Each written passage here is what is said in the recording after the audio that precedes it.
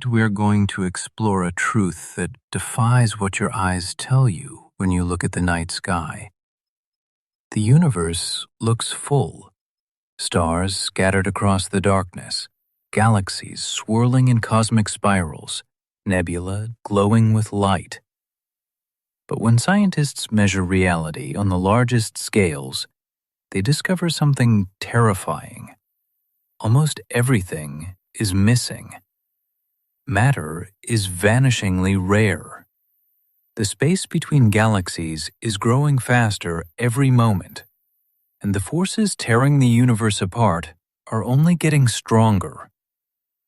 By the end of tonight, you're going to understand why the universe is empty for a reason, what dark matter and dark energy actually do, and why this moment in cosmic history is fragile in ways most people never consider.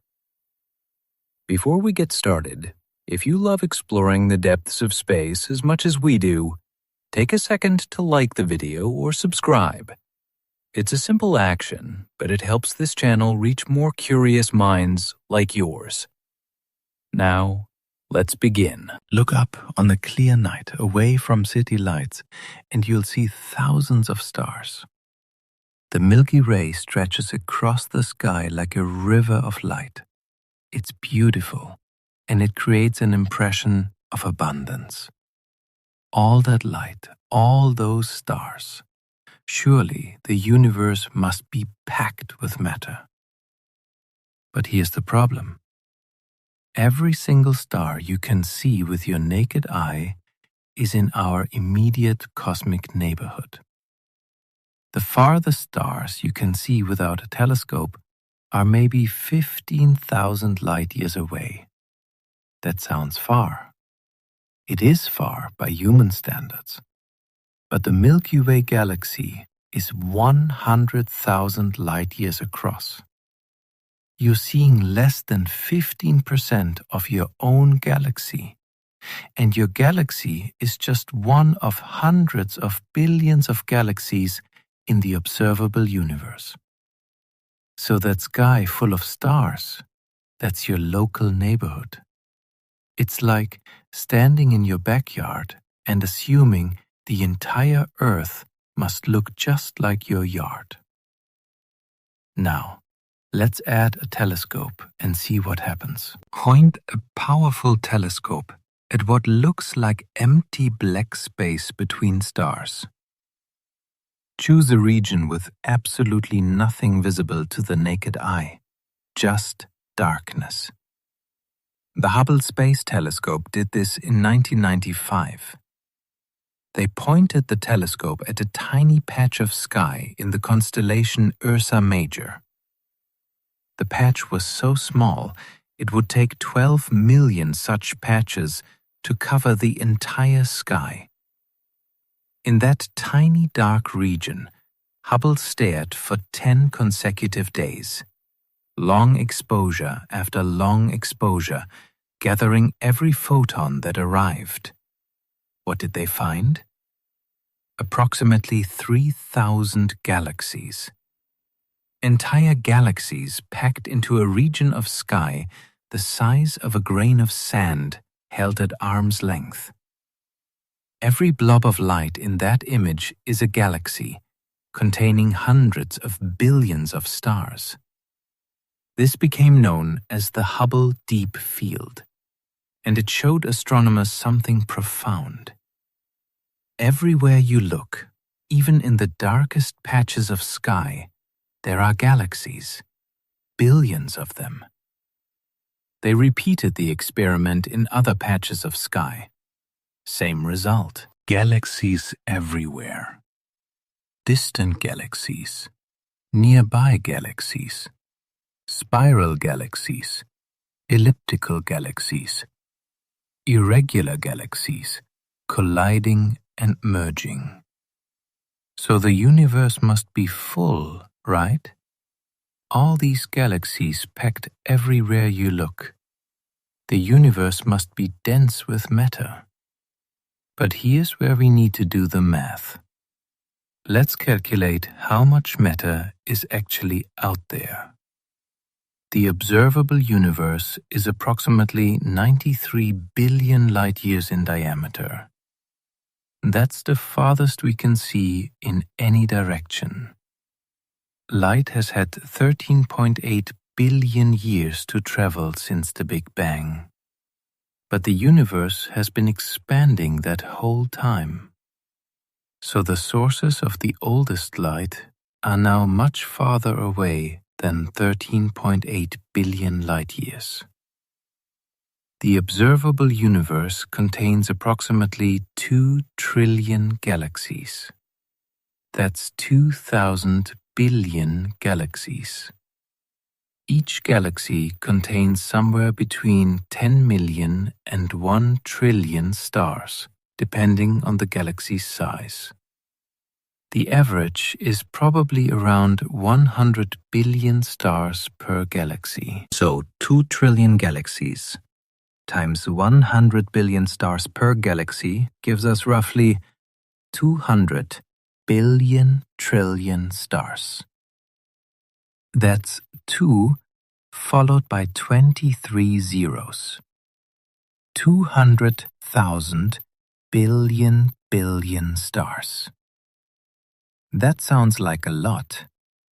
It is a lot. But now, let's calculate how much space those stars actually occupy. A typical star like the Sun has a diameter of about 864,000 miles. The volume of a sphere is 4/3 pi times the radius cubed. Plug in the Sun's radius and you get approximately 1.4 billion miles. Now, multiply by 200 billion trillion stars and you get the total volume occupied by all the stars in the observable universe. Approximately 2.8 times 10 to the 32nd power cube miles. That sounds enormous. 2.8 followed by 32 zeros. Surely, that fills a significant fraction of space. But the observable universe has a radius of about 46.5 billion light-year.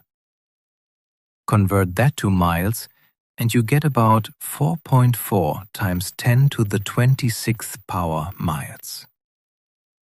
The volume of a sphere with that radius is approximately 3.6 times 10 to the 80 power cube miles. Compare those numbers.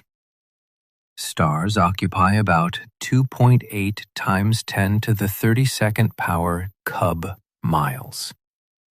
The universe has a volume of about 3.6 times 10 to the 80 power cub miles. Divide the first by the second, and you get the fraction of space occupied by stars. Approximately 7.8 times 10 to the minus 49th power. That's 0.00000000078. Stars occupy less than 1 quadrillionth of 1 quadrillionth of 1 quadrillionth of a percent of space. Let me put that in perspective. If you shrank the observable universe down to the size of Earth, all the stars combined would occupy a volume smaller than a single atom.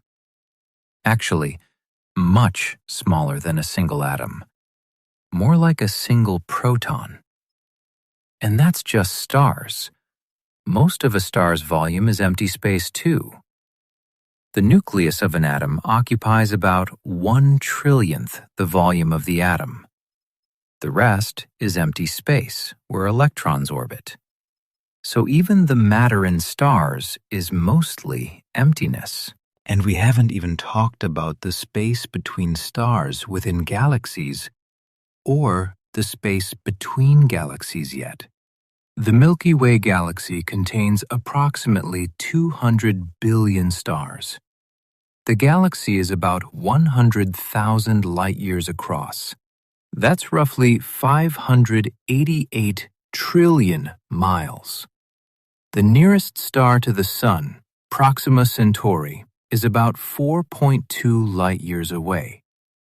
That's roughly 25 trillion miles. So the distance between stars is thousands of times larger than the stars themselves.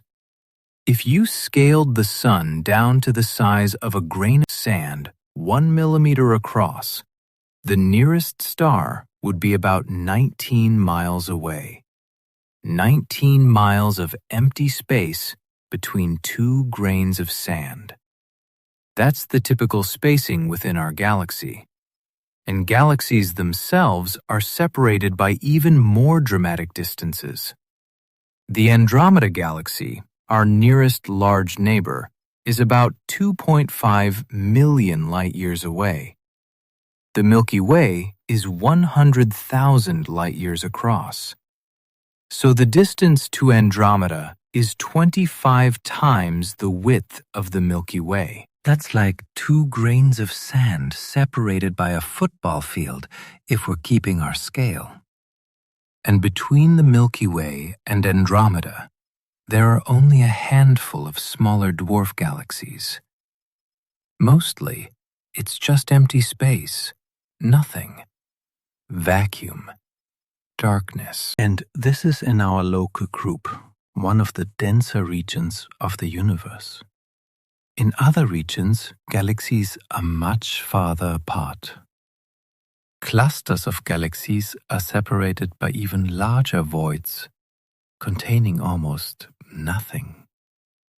So, the universe is mostly empty space between stars, with more empty space between galaxies, with even more empty space between galaxy clusters. But we are not done yet, because there's a deeper problem. Even counting all the stars and all the galaxies and all the gas and dust between them, we are still missing most of the universe. In the 1930s, Swiss astronomer Fritz Zwicky was studying the Coma galaxy cluster. This is a large group of galaxies about 320 million light-years away. Zwicky measured how fast the galaxies in the cluster were moving. He knew the cluster was held together by gravity, with all the galaxies orbiting a common center of mass. From the galaxy's speeds, he could calculate how much total mass must be present to generate enough gravity to hold them together. Then he looked at the galaxies themselves. He counted them, measured their brightness, estimated their mass based on how much light they emitted, and he discovered a problem. The galaxies weren't massive enough, not even close. Based on visible matter, the cluster should fly apart. The galaxies were moving too fast to be held together by the gravity of visible matter alone.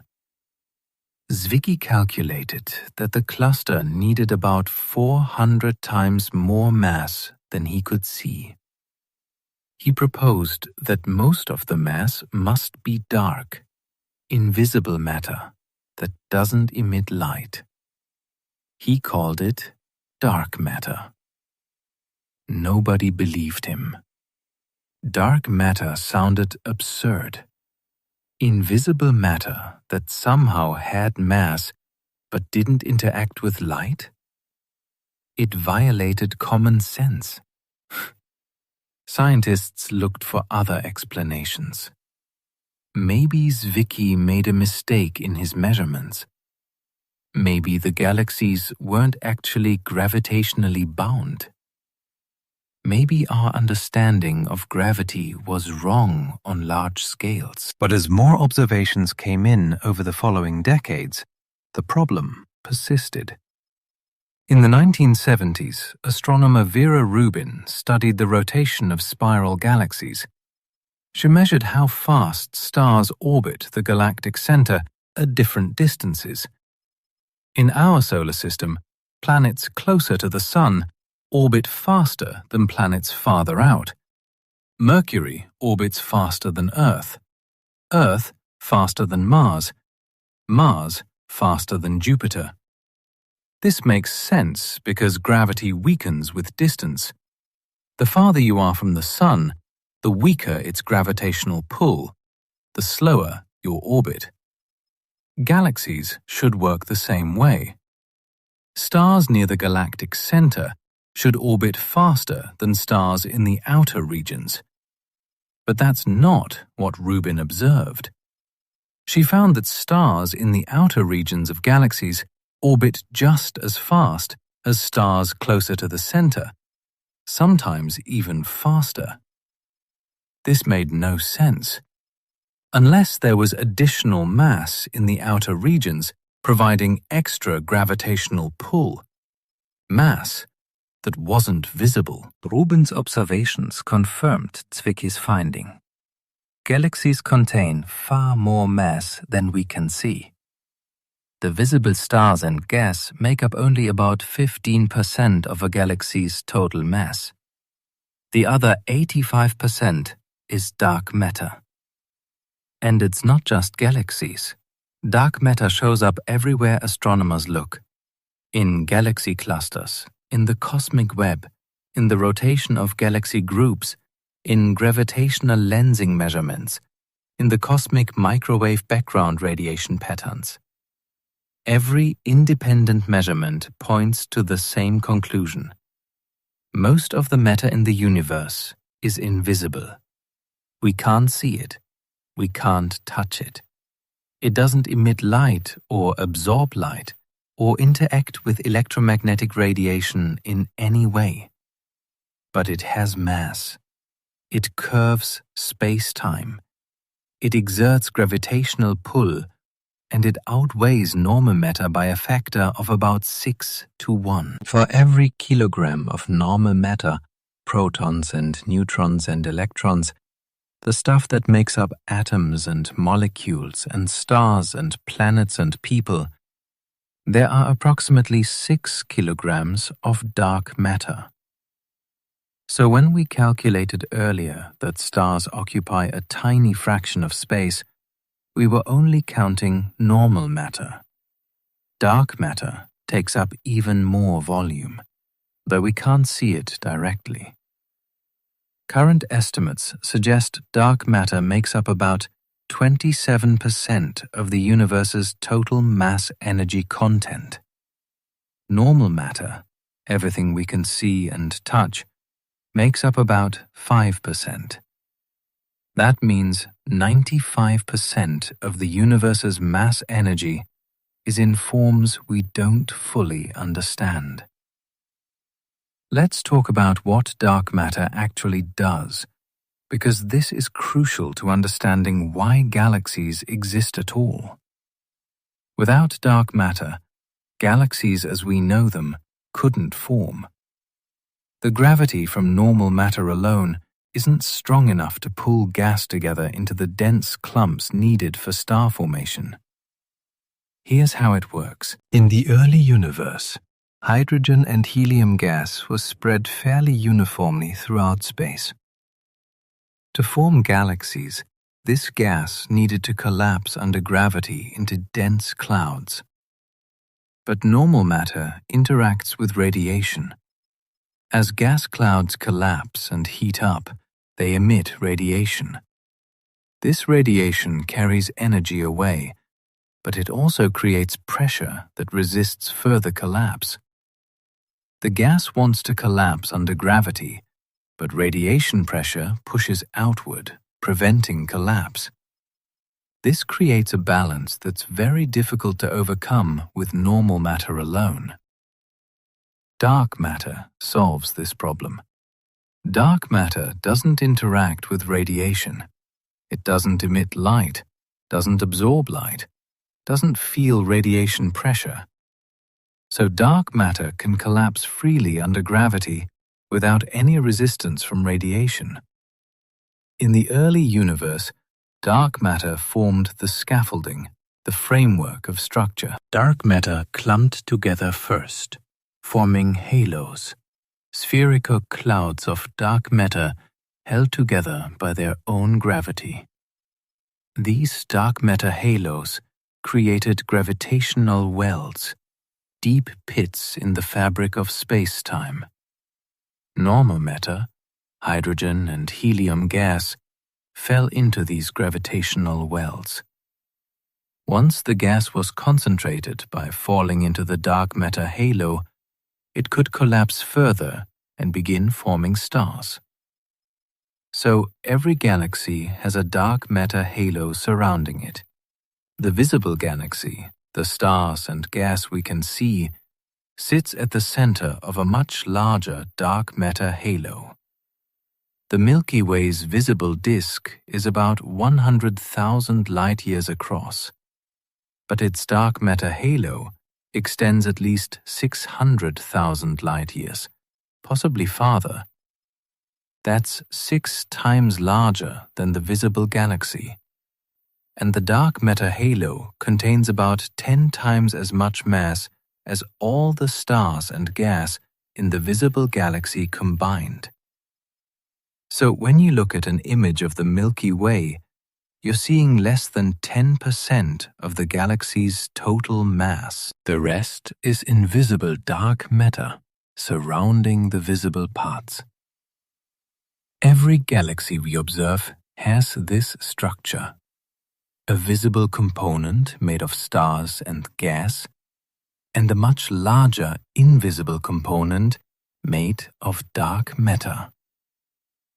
The dark matter dominates the galaxy's gravity, determining how far stars orbit and how the galaxy interacts with neighbors.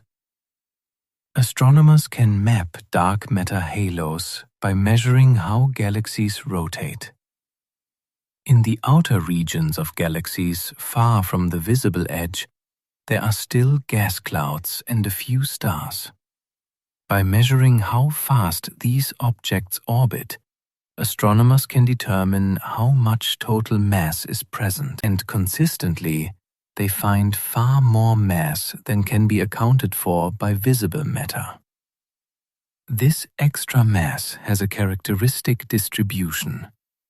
It's densest at the center and gradually becomes less dense moving outward. The density drops off much more slowly than the density of visible matter. Visible matter is concentrated in the galactic disk. Dark matter is spread throughout a spherical halo. This difference in distribution is part of what convinced astronomers that dark matter must be something fundamentally different from normal matter.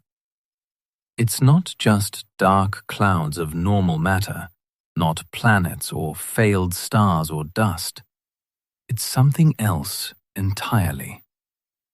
Scientists have built sensitive detectors deep underground, trying to catch dark matter particles. The detectors are underground to shield them from cosmic rays and other interference. They're looking for extremely rare events where a dark matter particle passes through the detector and collides with a normal atom. Such collisions should be incredibly rare, because dark matter barely interacts with normal matter. But if you have a large enough detector and wait long enough, you might detect a few events. So far, these experiments have found nothing conclusive. There have been hints, possible signals that might be dark matter, but nothing confirmed. Other experiments are searching for dark matter at particle colliders like the Large Hadron Collider. The idea is to create dark matter particles by smashing normal particles together at extremely high energies. If dark matter particles are created in these collisions, they would fly out of the detector without leaving a trace, because they don't interact with normal matter. But their existence would be inferred from missing energy and missing momentum. The collision's total energy and momentum must be conserved. If some energy and momentum disappears, it must have been carried away by something invisible. That something could be dark matter. Again, no confirmed detection yet. We have several theories about what dark matter might be. The leading candidate is called weakly interacting massive particles, or WIMPs. These would be subatomic particles heavier than protons, but interacting only through gravity and the weak nuclear force. The weak nuclear force is responsible for certain types of radioactive decay. It's extremely weak, hence the name, operating only over distances smaller than an atomic nucleus.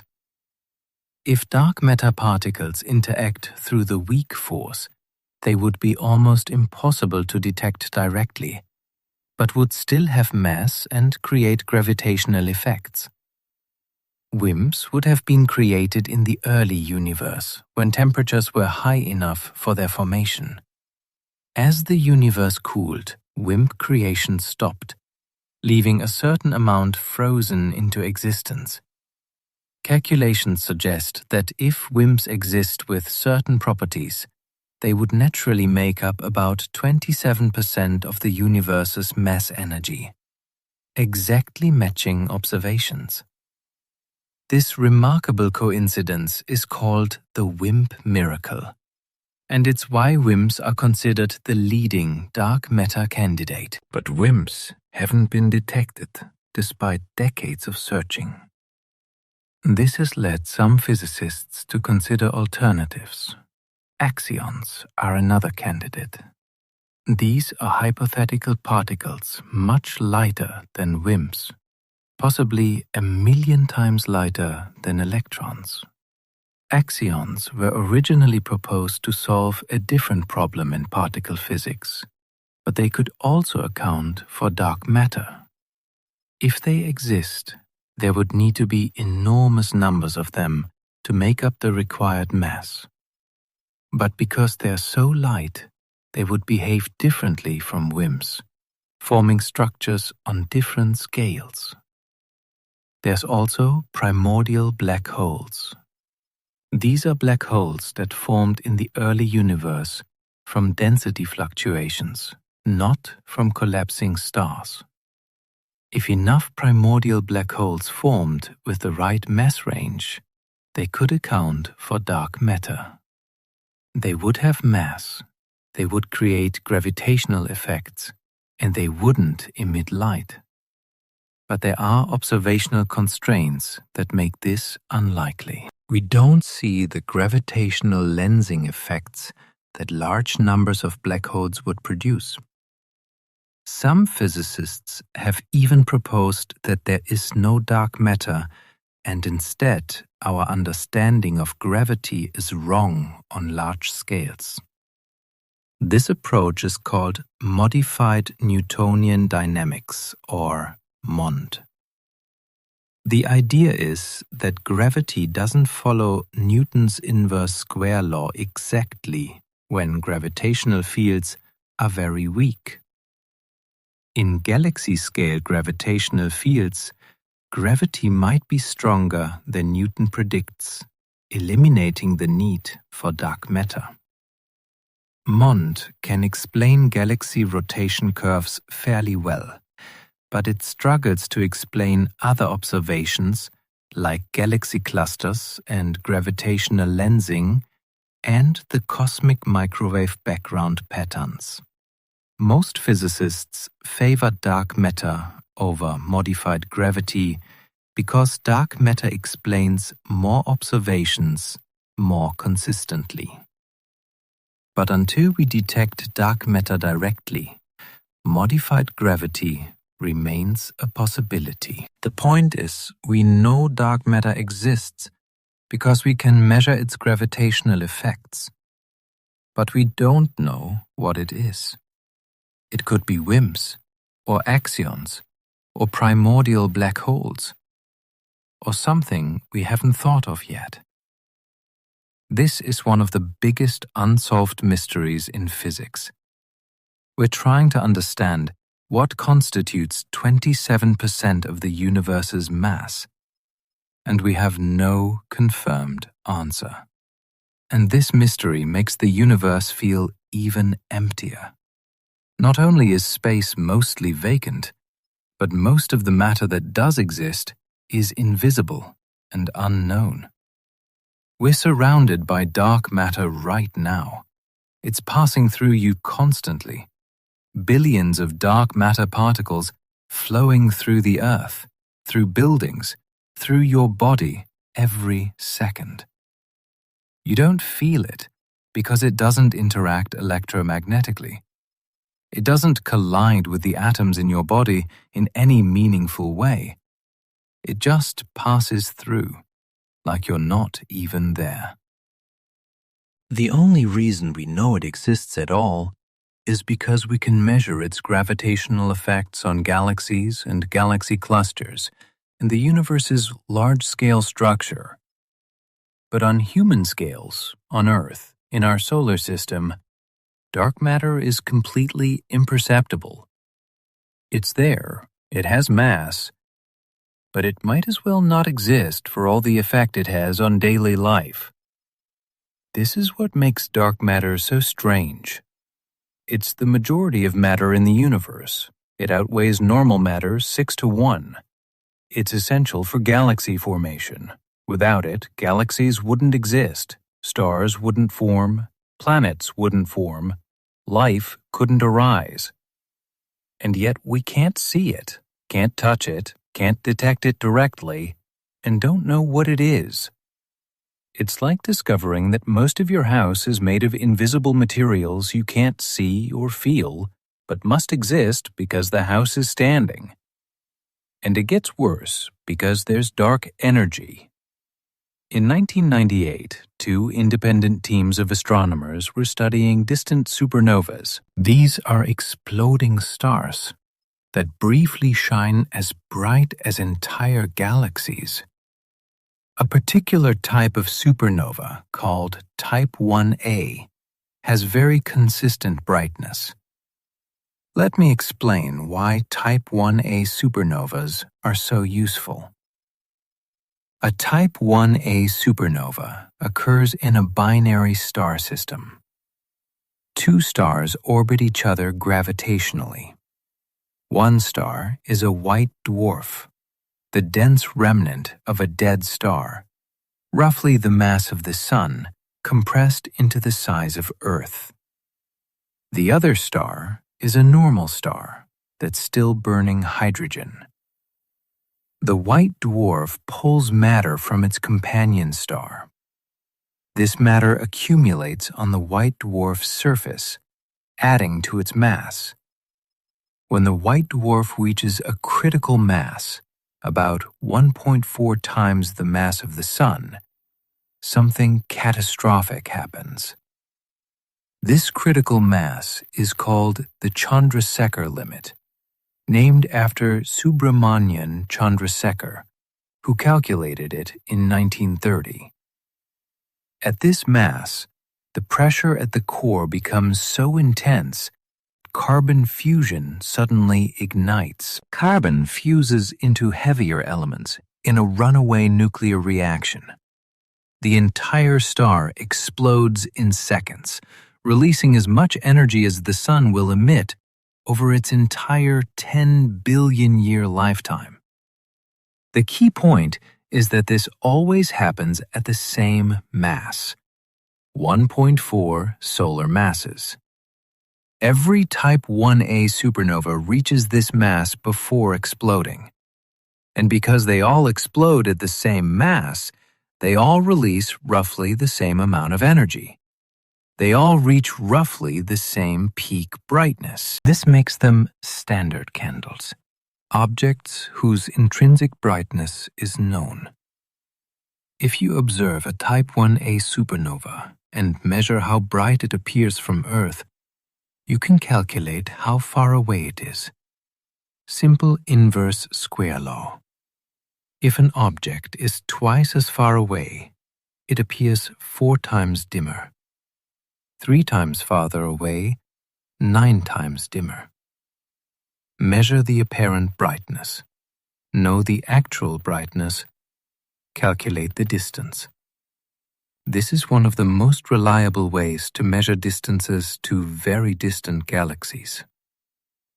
In the 1990s, 2 teams decided to use Type 1a supernovas to measure the universe's expansion rate. The High-Z Supernova Search Team and the Supernova Cosmology Project. Independent groups using independent methods cross-checking each other's results. Their goal was to determine whether the universe's expansion was slowing down, and if so, how fast. They would find distant supernovas billions of light-years away, measure their distances, and measure their redshifts. Redshift tells you how fast a galaxy is receding. Light from receding objects is stretched to longer wavelengths, shifted toward the red end of the spectrum. The more redshifted the light, the faster the recession. By comparing distance to redshift for many supernovas at different distances, they could construct a relationship between distance and expansion rate over cosmic history. This would tell them how fast the universe was expanding at different times in the past. Everyone expected the expansion to be slowing down. After the Big Bang, the universe started expanding rapidly, all matter flying apart. But matter has mass. Mass creates gravity, and gravity pulls things together. So over time, gravity should slow the expansion. The question wasn't whether the expansion was slowing, but how much. Was there enough matter to eventually halt the expansion and cause the universe to recollapse? Or would expansion continue forever, but at an ever-decreasing rate? Finding the answer required very precise measurements of very faint, very distant supernovas. Both teams spent years searching for supernovas, observing them with the largest telescopes available, carefully analyzing the data. And in 1998, both teams announced their results independently. The distant supernovas were fainter than expected, not by a lot, but by a statistically significant amount. Fainter means farther away, and farther away than expected means the universe expanded more than predicted. The only way this makes sense is if the expansion rate increased over time instead of decreasing. The universe's expansion is accelerating. This was completely unexpected, shocking to the physics community. Many physicists initially thought it was a mistake, some systematic error in the observations or analysis. But both teams found the same result independently, and as more supernovas were observed over the following years, the signal became stronger and clearer. The acceleration is real. Something is pushing space apart, counteracting gravity. We call it dark energy, but that's just a label for our ignorance. We have no idea what it is. The simplest explanation is that dark energy is a property of space itself. Empty space has energy. This sounds strange, but it's predicted by quantum mechanics. In quantum field theory, even empty space isn't truly empty. It's filled with quantum fields that permeate all of space. These fields have a ground state, a lowest possible energy level. But this ground state has a non-zero energy density. Even in empty space, the quantum fields contribute a certain amount of energy per cubic meter. This is called vacuum energy, or the cosmological constant. Einstein actually proposed a cosmological constant in 1917, not because he knew about quantum fields, but because he wanted to make the universe static at the time. Everyone believed the universe was eternal and unchanging, but Einstein's equations of general relativity predicted that the universe must be either expanding or contracting. It couldn't be static, because gravity would pull everything together. Einstein added a cosmological constant to his equations, a term representing a repulsive force that could balance gravity and keep the universe static. He called it his biggest blunder after Edwin Hubble discovered the universe actually is expanding. But now, 80 years later, observations suggest the cosmological constant might be real after all, though for different reasons. If space has a non-zero vacuum energy density, and that density remains constant as space expands, then as the universe grows larger, the total amount of vacuum energy increases. More space means more vacuum energy, and this energy has a repulsive effect, causing space to expand faster. This creates a feedback loop. Expansion creates more space. More space creates more vacuum energy. More vacuum energy causes faster expansion. The acceleration compounds over time. This is the simplest explanation for dark energy. But there's a massive problem called the cosmological constant problem. When physicists calculate what the vacuum energy density should be based on quantum field theory, they get an answer that's roughly 10 to the 120th power times larger than what we observe. That's 1 followed by 120 zeros. The theoretical prediction and the observed value differ by 120 orders of magnitude. This is the worst prediction in the history of physics, arguably the biggest unsolved problem in theoretical physics. Something is either catastrophically wrong with our understanding of quantum field theory, or there's some mechanism cancelling out most of the vacuum energy, leaving only a tiny residual amount. Nobody knows what that mechanism might be, or why the cancellation would be so precise, but incomplete.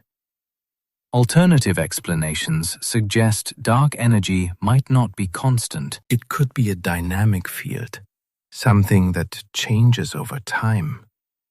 This is called quintessence, named after the ancient concept of the fifth element beyond earth, water, air, and fire. In quintessence models, dark energy would be a field filling space with energy density that can vary. The field might have been weaker in the past and might become stronger or weaker in the future. This would change how dark energy affects the universe's expansion over time. Some models suggest dark energy could even reverse, turning from repulsive to attractive. This could eventually halt the expansion and cause the universe to recollapse in a big crunch. But current observations suggest dark energy has been roughly constant for billions of years. There's no evidence of it changing, and if it is constant, the universe will expand forever with ever-increasing acceleration. Regardless of what dark energy is, its existence has profound implications. Dark energy makes up approximately 68% of the universe's total mass energy content. Dark matter is about 27%. Normal matter is about 5%. Think about that. We live in a universe where 95% of everything is stuff we don't understand. 27% is dark matter that we can't see, but know exists because of its gravitational effects. 68% is dark energy that we can't see, but know exists because it's accelerating the expansion of space. Only 5% is normal matter, the stuff that makes up stars and planets and gas and dust and us. And even that 5% is spread so thin across such enormous distances that it might as well be absent in most locations. The universe is dominated by things we fundamentally don't understand.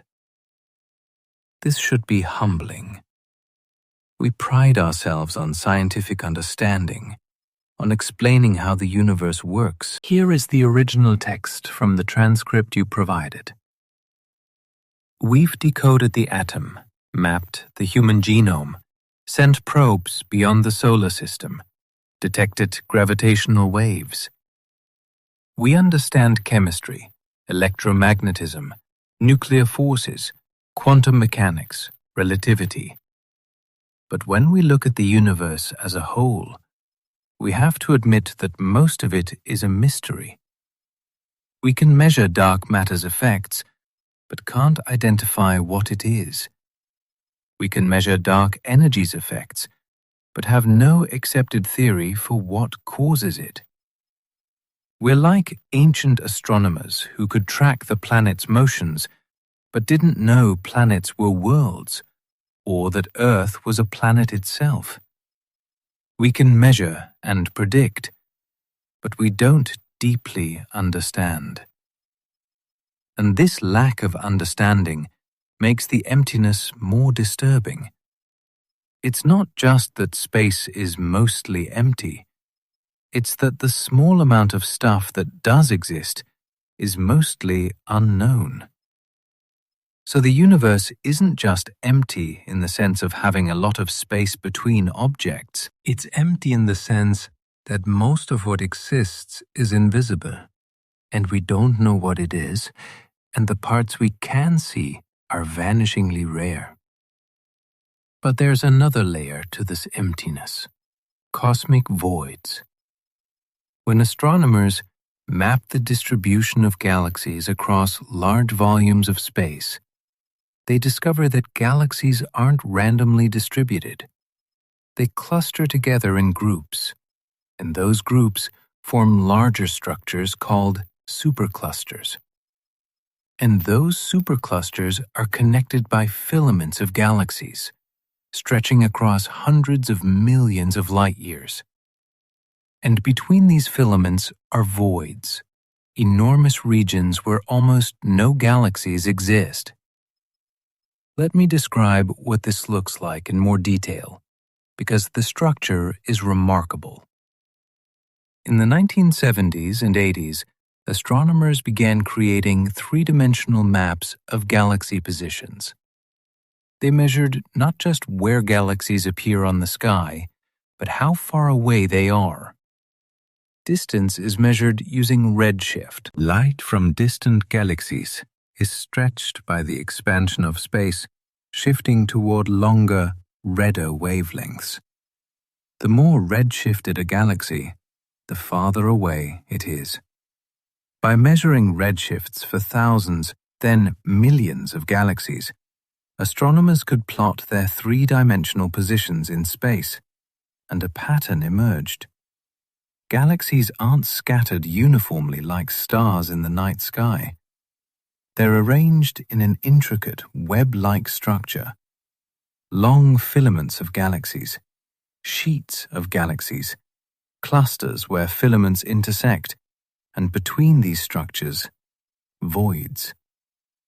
The first large void was discovered in 1981 by Robert Kirshner and colleagues. They were surveying galaxy positions in the constellation Bootes. They expected to find galaxies distributed more or less evenly. Instead, they found a region with almost no galaxies at all. A sphere, roughly 330 million light-years in diameter, containing only about 60 galaxies. This became known as the Bootes Void. To understand how empty this is, consider that a typical region of that size contains about 10,000 galaxies. The Bootes Void has 60. That's 99.4% fewer galaxies than expected. It's not completely empty. There are those 60 galaxies, mostly small dwarf galaxies and a few larger ones. But it's as close to empty as you can get while still being part of the observable universe's structure. An observer on a planet in a galaxy in the center of the Bootes Void would look out in every direction and see almost nothing. The nearest significant concentration of galaxies would be more than 165 million light-years away in any direction. For comparison, our nearest large galaxy neighbor, Andromeda, is only 2.5 million light-years away. We're in a relatively crowded part of the universe. The Bootes Void observer would see virtually no galaxies without an extremely powerful telescope. The night sky would be profoundly dark. The cosmic microwave background radiation would still be there, the faint afterglow of the Big Bang, filling space with microwave frequency light. But in visible light, there would be almost nothing. No Milky Way band across the sky, because the observer's own galaxy would likely be a small dwarf galaxy without a prominent disk. No neighboring galaxies visible to the naked eye, just darkness.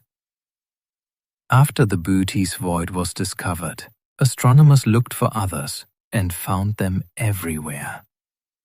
Voids are not rare. They are the dominant feature of the universe's large-scale structure.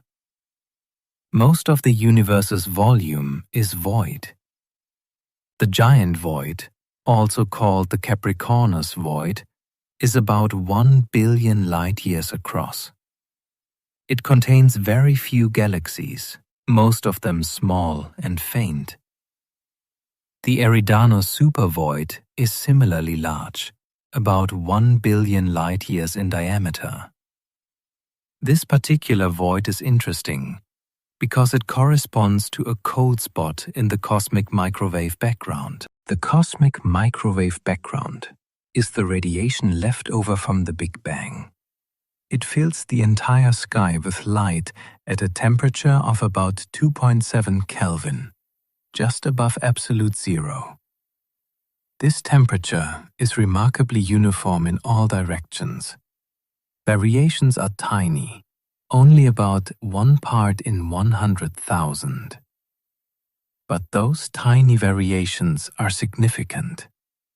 They represent density fluctuations in the early universe that later grew into galaxies and clusters and voids. The Eridano supervoid shows up as a region that's slightly colder than average in the cosmic microwave background. This cold spot is puzzling because it's larger and colder than theoretical models predict it should be. If there's a giant void in that direction, photons traveling through it would lose energy, climbing out of the void's gravitational influence, making them appear colder. But the observed cold spot is more extreme than expected for even a void as large as the Eridano supervoid. Some physicists have speculated this might be evidence of something exotic. Perhaps a collision between our universe and another universe in a multiverse. More likely, it's just an unusually large void combined with statistical fluctuation. But it shows how mysterious and extreme cosmic voids can be. The local void is much closer to us, only about 150 million light-years away. It's only about 450 million light-years across, smaller than the giant void or Boötes void, but it's still impressively empty. The local void is bounded by the local sheet, a structure that includes our local group of galaxies, the Milky Way, Andromeda, and about 80 other smaller galaxies. We're on the edge of this void, looking into it. The dipole repeller is a structure associated with the local void. It's a region of underdense space that appears to be pushing our local group away from it. This is a gravitational effect. The void doesn't push directly because it's empty, but the overdense regions surrounding the void pull matter toward them. From the perspective of matter inside or near the void, this creates an apparent repulsion from the void center. Matter flows away from voids toward filaments and clusters. This has been confirmed by observations of galaxy velocities.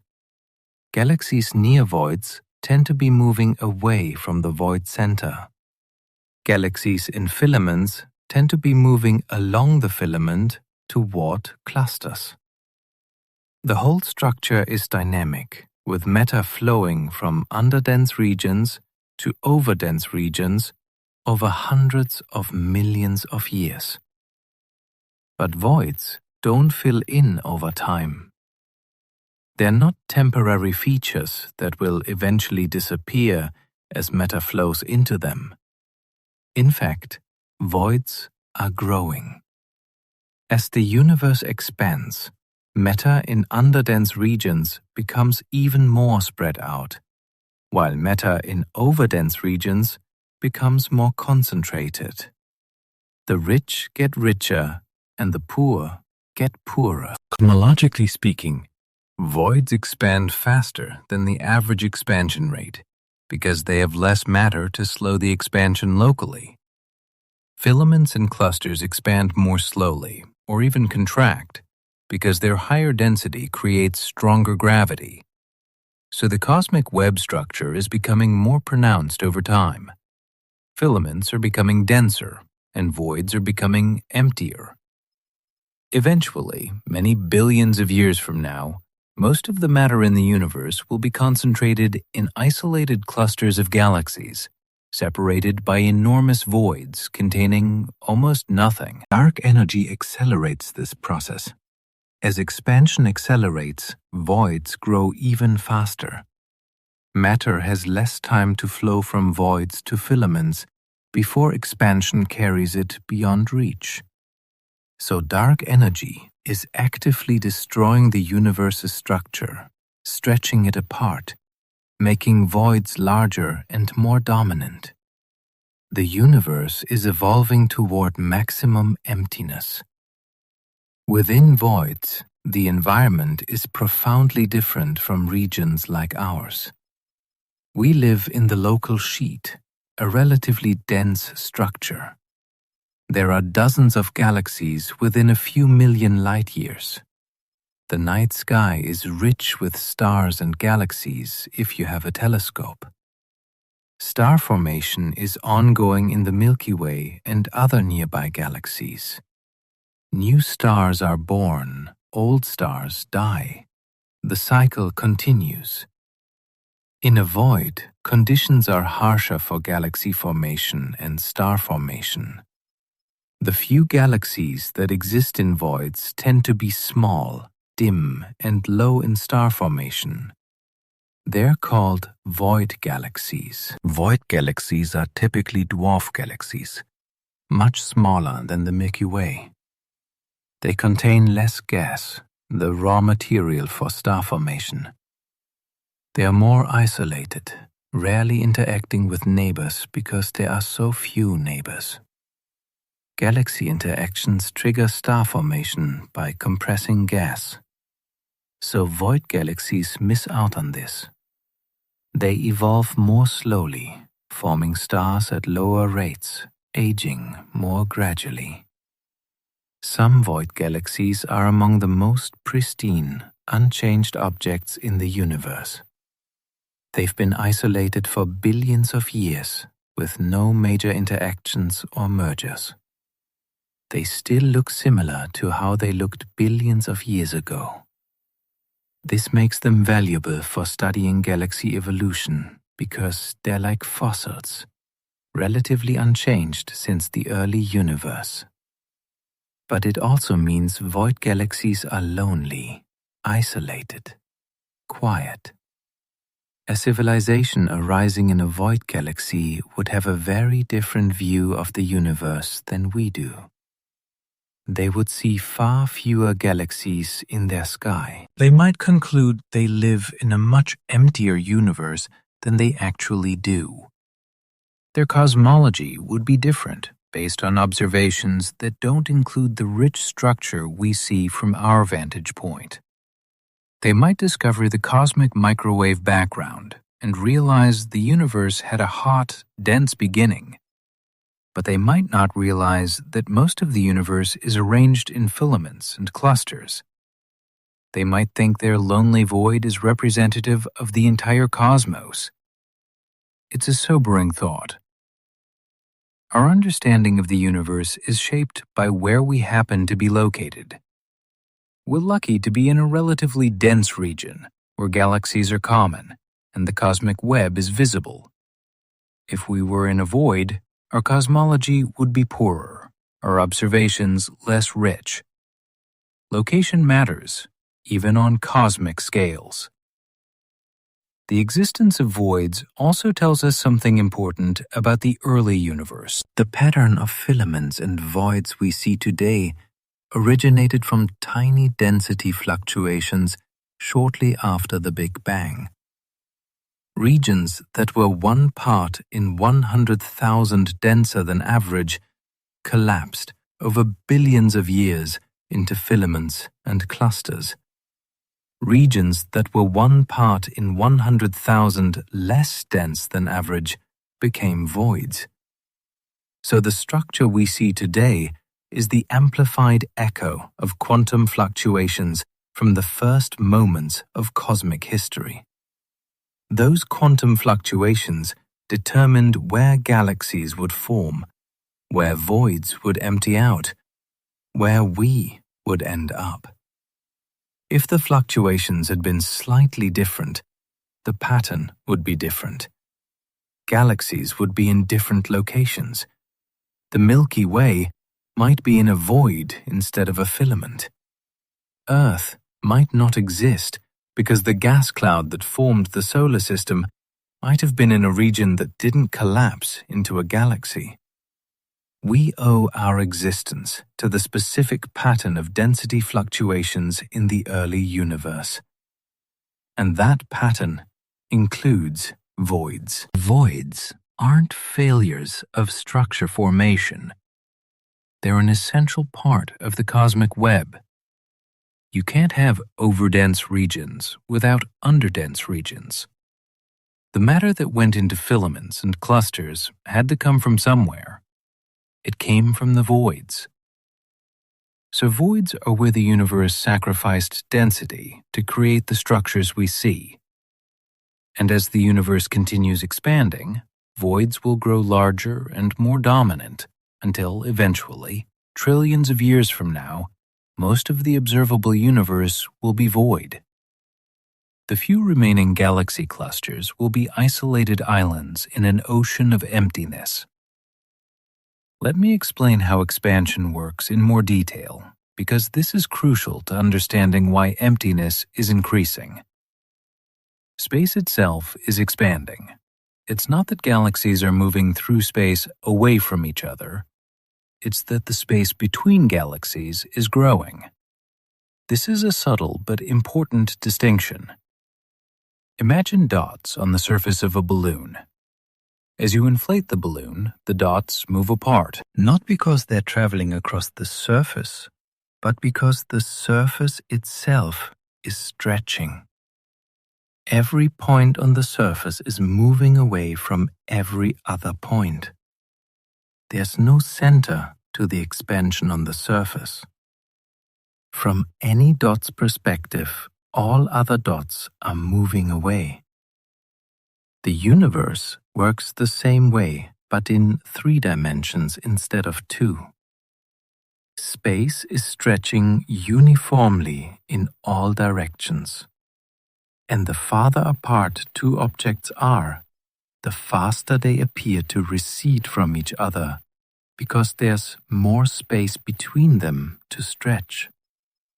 This is described by Hubble's law, discovered by Edwin Hubble in 1929.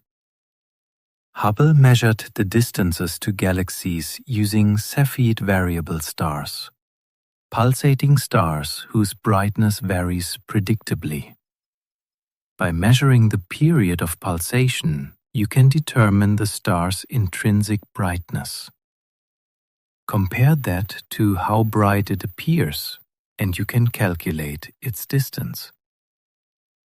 Hubble also measured the redshifts of these galaxies, which tell you how fast they are receding. When he plotted distance versus recession velocity, he found a linear relationship. Galaxies twice as far away were receding twice as fast. Galaxies 3 times farther away were receding 3 times as fast. This was revolutionary. Before Hubble, most astronomers thought the universe was static, eternal, unchanging. Some galaxies were moving toward us, some away, but the universe as a whole wasn't going anywhere. Hubble's observations showed that wasn't true. Every galaxy, in every direction, was moving away from us. And the more distant the galaxy, the faster it was receding. The only explanation was that the universe itself is expanding.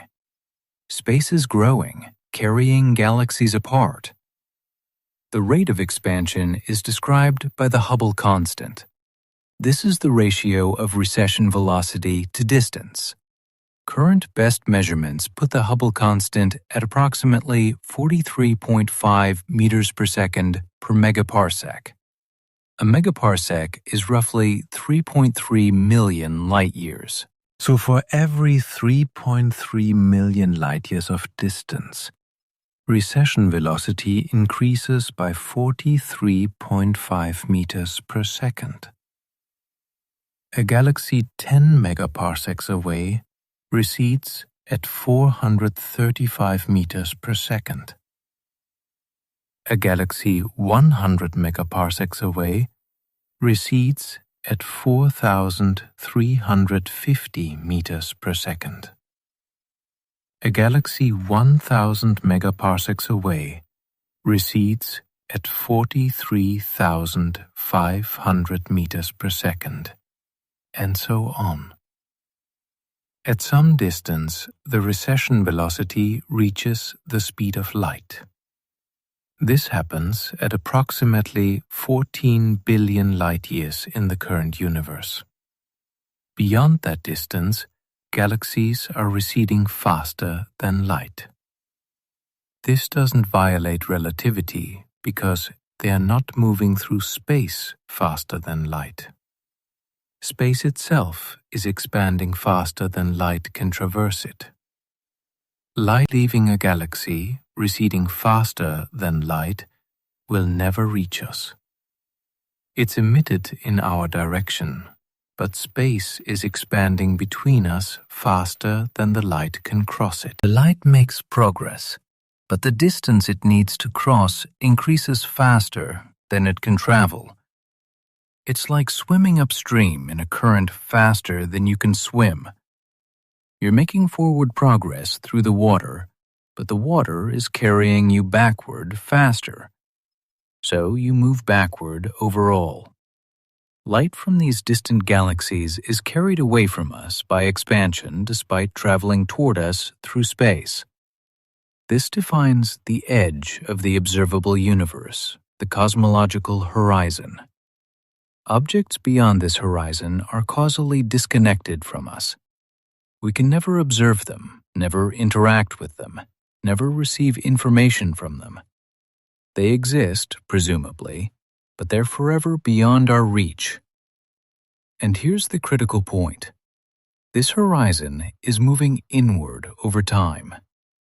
As the universe continues expanding, and that expansion accelerates due to dark energy, more and more galaxies cross the horizon and disappear from view. Right now we can see galaxies about 46.5 billion light-years away in any direction. That's the current radius of the observable universe. But many of those galaxies are already receding faster than light. We see them only because the light we're receiving left those galaxies billions of years ago, when they were closer and when expansion was slower. The light that's leaving those galaxies now will never reach us. And galaxies that are currently within our observable universe, but near the edge, will eventually cross the horizon as expansion continues. Let's trace what happens to a specific galaxy over time. Consider a galaxy currently 10 billion light-years away. That galaxy is receding from us at approximately 435,000 meters per second. That's more than twice the speed of light. We can see this galaxy because we're receiving light that left it 10 billion years ago when it was much closer. But that galaxy is now crossing, or has already crossed, our cosmological horizon. In the far future, light from that galaxy will be so redshifted that it becomes undetectable. The wavelength will stretch to meters, miles, eventually light-years. The photons will have so little energy they might as well not exist. And new light leaving that galaxy will never reach us at all. From our perspective, that galaxy fades away and disappears. Now consider galaxies that are currently closer, say 5 billion light-years away. These galaxies are receding slower, maybe 217,000 meters per second. Still faster than light, but less extreme. We can observe these galaxies fairly easily with modern telescopes. But over time, as expansion continues and accelerates, these galaxies will also recede faster and faster. Eventually, they too will cross the horizon. The observable universe is shrinking from the outside in. The most distant galaxies disappear first, then slightly closer ones, then closer still. Given enough time, only our local group remains visible. But there's a limit to this shrinkage, because gravity holds structures together. Objects that are gravitationally bound don't participate in cosmic expansion. The Milky Way and Andromeda are gravitationally bound, moving toward each other on a collision course. The expansion of space has no effect on this, because gravity is stronger than expansion on this scale. Our local group contains about 80 galaxies, all gravitationally bound. They will eventually merge into a single large elliptical galaxy over the next several billion years. This merged galaxy will remain intact despite cosmic expansion because it's held together by its own gravity. Similarly, our local supercluster, the Laniakea supercluster, contains about 100,000 galaxies. Gravity binds this structure loosely. Some parts of it may remain gravitationally connected over time. But beyond the supercluster scale, expansion dominates. Galaxy clusters not bound to our supercluster are being carried away. The Virgo cluster, the Fornax cluster, the Coma cluster. All these structures are receding from us. Over tens of billions of years, they'll cross the horizon and disappear. Eventually, observers in what remains of our local group will look out and see only their own merged galaxy. Maybe a few satellite dwarf galaxies if they remain bound, but everything else will be gone, carried beyond the horizon by accelerating expansion. The cosmic microwave background will also fade. Right now, the CMB is detectable as microwave frequency radiation at 2.7 Kelvin. But as space expands, this radiation gets redshifted to longer wavelengths and lower energies. Over trillions of years, it will be redshifted into radio waves, then even longer wavelengths. The temperature will drop below 1 Kelvin, below 0.1 Kelvin, approaching absolute zero. Eventually, it will be so diffuse and low energy that it's undetectable with any conceivable technology. The CMB, the most direct evidence we have of the Big Bang, will be erased by expansion. Future civilizations won't be able to observe it. They won't know the universe had a hot, dense beginning. They might develop physics and chemistry and understand stars and planets, but cosmology as we know it would be impossible.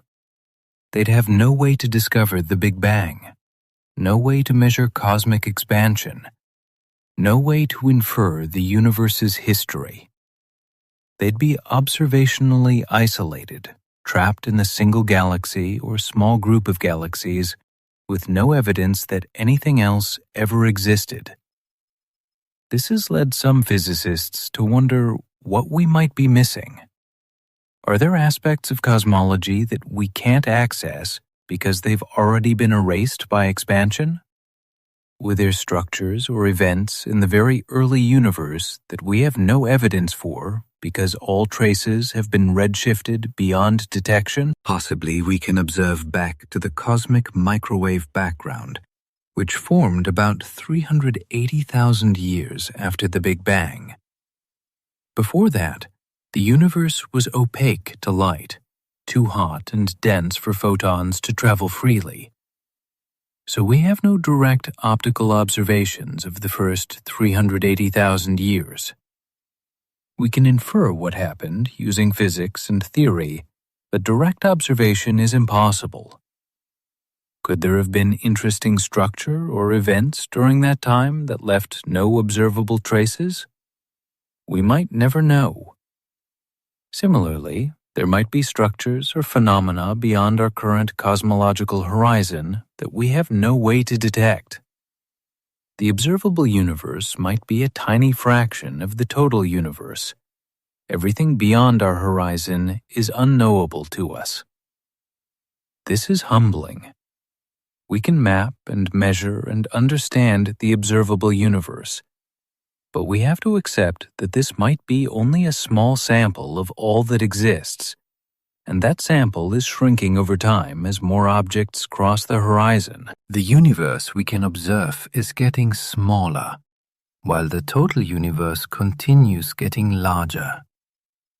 Our window on reality is closing.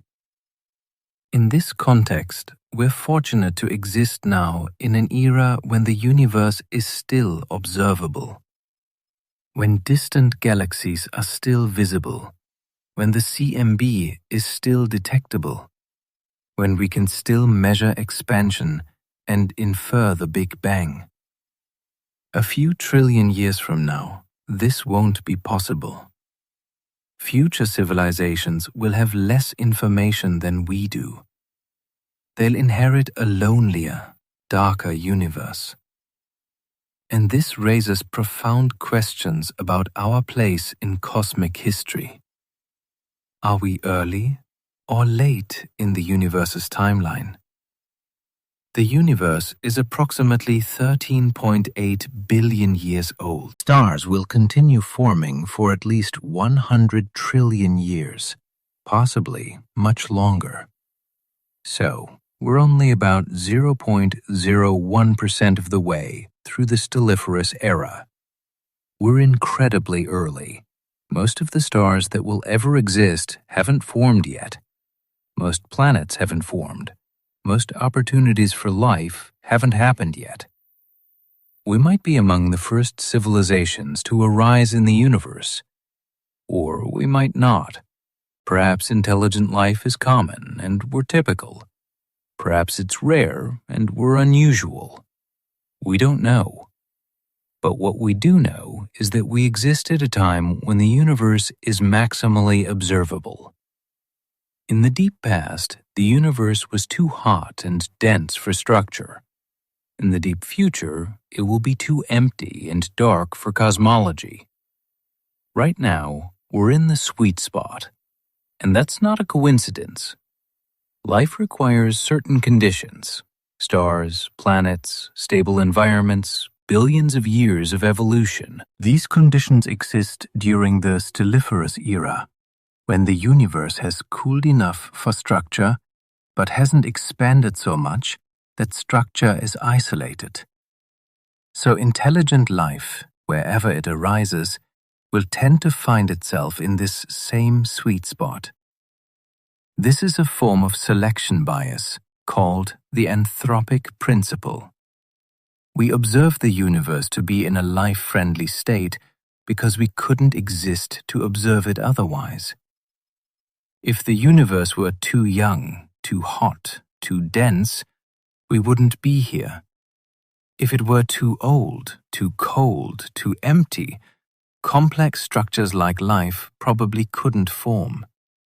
So our existence at this particular time is not random. It's a consequence of the conditions required for life. But even within the stelliferous era, there's a narrower window for cosmology. Right now, we can see distant galaxies and the CMB. In 1 trillion years, distant galaxies will be gone and the CMB will be faint. In 10 trillion years, cosmology will be nearly impossible. So there's a brief period, cosmologically speaking, when the universe is both observable and inhabited by intelligence. We're in that period now, and what we're observing is a universe becoming emptier. But let's return to the present and talk about why the universe is empty in the first place. Why isn't space filled with matter? Why are galaxies so far apart? Why is dark matter spread so thin? The answer lies in the early universe and the processes that created all structure we see today. In the first moments after the Big Bang, the universe was incredibly dense and hot. All the matter and energy that would eventually form galaxies and stars and planets and us was compressed into an unimaginably small volume. We're talking about the entire observable universe, 93 billion light-years across today, compressed to a size smaller than an atom. Temperature was beyond anything we can create or even imagine. At 1 second after the Big Bang, temperature was approximately 10 billion Kelvin. At 1 millisecond after the Big Bang, 1 trillion Kelvin. At 1 microsecond after the Big Bang, 10 trillion Kelvin. Go back farther, and the temperature was even higher, reaching energies where our current physics breaks down. At these temperatures, matter as we know it couldn't exist. No atoms, no molecules, not even protons or neutrons. Just a soup of fundamental particles and energy. Quarks and the gluons, and electrons and photons, all interacting violently in an incredibly dense, incredibly hot plasma. This state lasted only a tiny fraction of a second. As the universe expanded, it cooled rapidly. At about 1 microsecond old, quarks combined to form protons and neutrons. At about 3 minutes old, protons and neutrons combined to form the first atomic nuclei, mostly hydrogen and helium. At about 380,000 years old, the universe cooled enough for electrons to combine with nuclei, forming the first atoms. This moment is called recombination. Before recombination, the universe was opaque to light. Photons couldn't travel freely because they constantly scattered off free electrons. After recombination, when electrons were bound into atoms, photons could travel freely. The universe became transparent. The photons that were freed at recombination are what we see today as the cosmic microwave background. They've been traveling through space for 13.8 billion years, redshifted by expansion from visible light to microwaves. The CMB gives us a snapshot of the universe at age 380,000 years. And what that snapshot shows is that the universe was remarkably uniform at that time. The temperature varies by only about 1 part in 100,000 across the sky. Some regions were slightly hotter, slightly denser than average. Other regions were slightly cooler, slightly less dense. But these variations were tiny, much smaller than the variations we see today. This uniformity is puzzling. How could regions of space, billions of light years apart, have almost exactly the same temperature? They couldn't have been in thermal contact, couldn't have exchanged heat to equilibrate. Light hasn't had time to travel between them even now, let alone in the early universe. The solution is called cosmic inflation.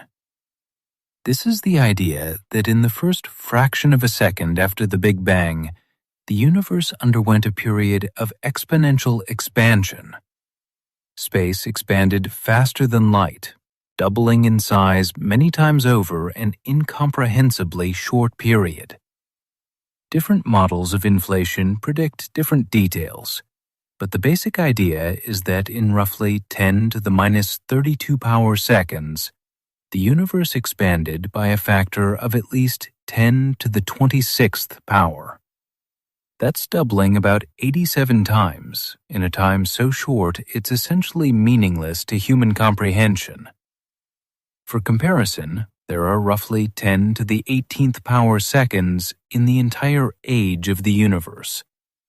The inflation period was 10 to the minus 32 power seconds. That's 1,000,000 trillion times shorter than the universe's current age.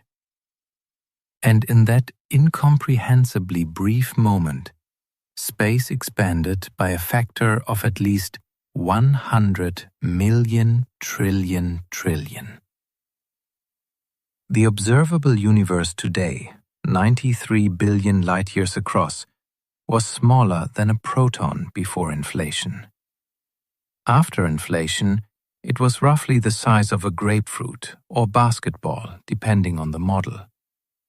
Then inflation ended and normal expansion took over, gradually increasing size over the next 13.8 billion years to reach the current scale.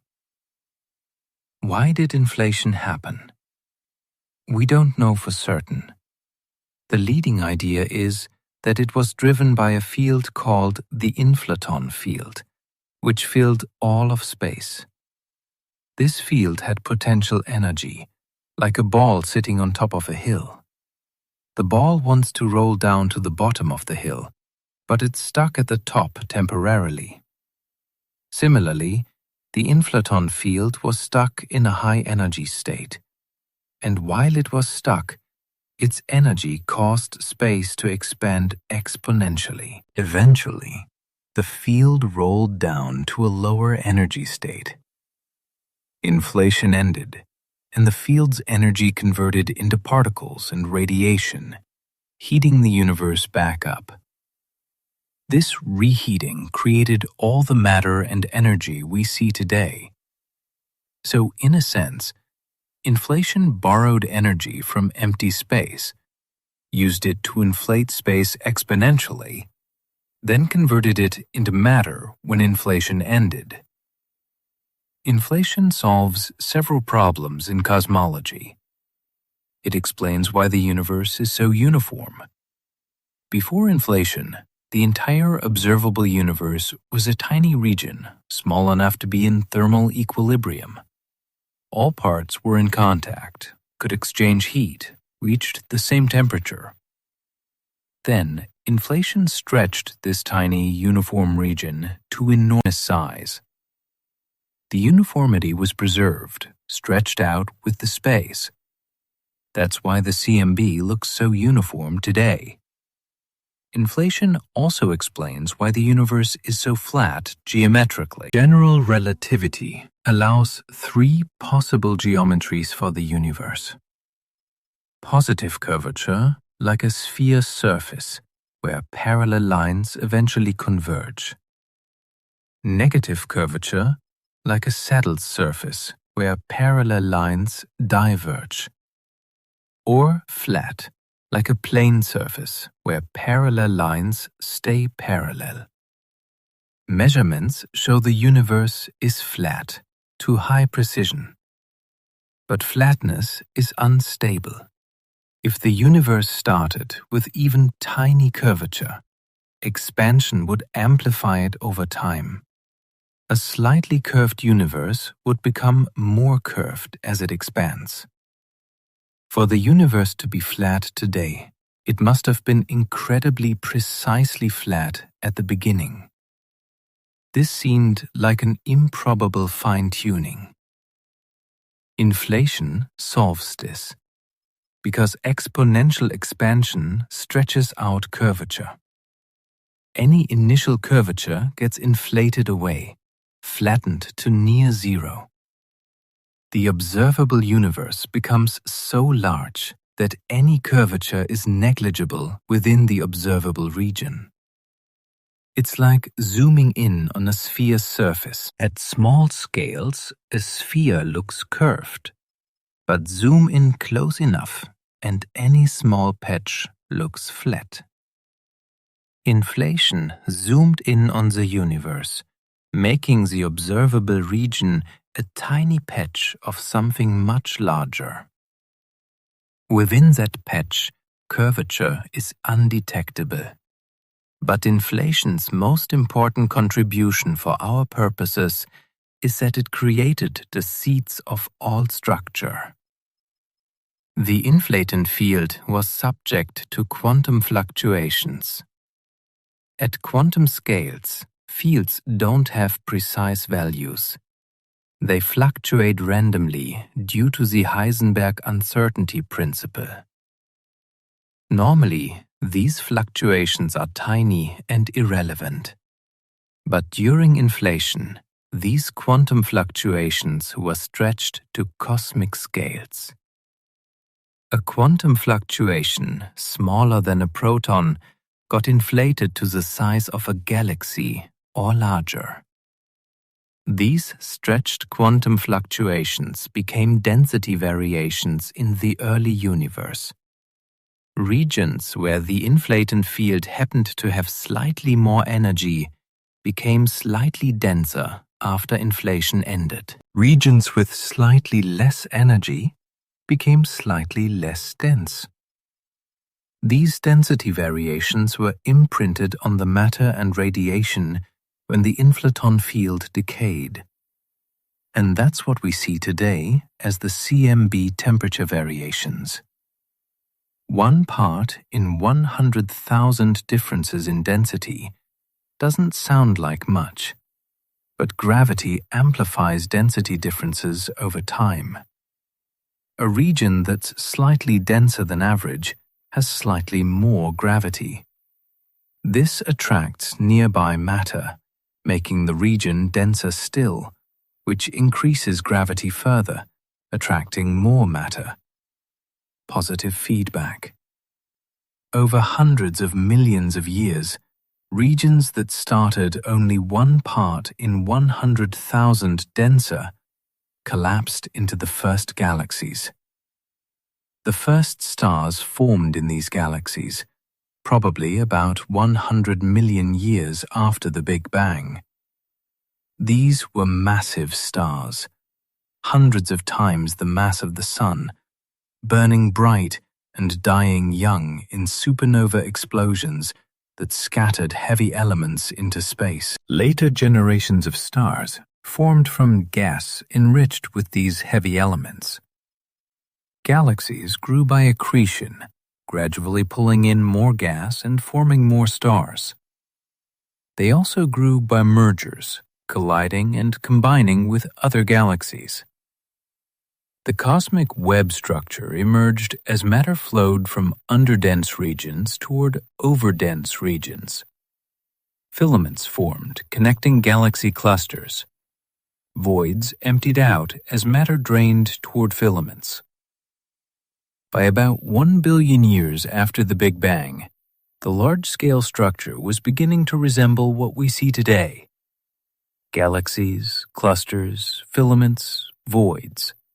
But here's the key point.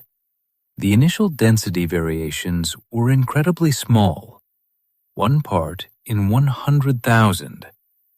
If they had been exactly 0, perfectly uniform, structure could never form. Gravity would have nothing to work with. Matter would remain uniformly spread as the universe expanded. No galaxies, no stars, no planets, no life.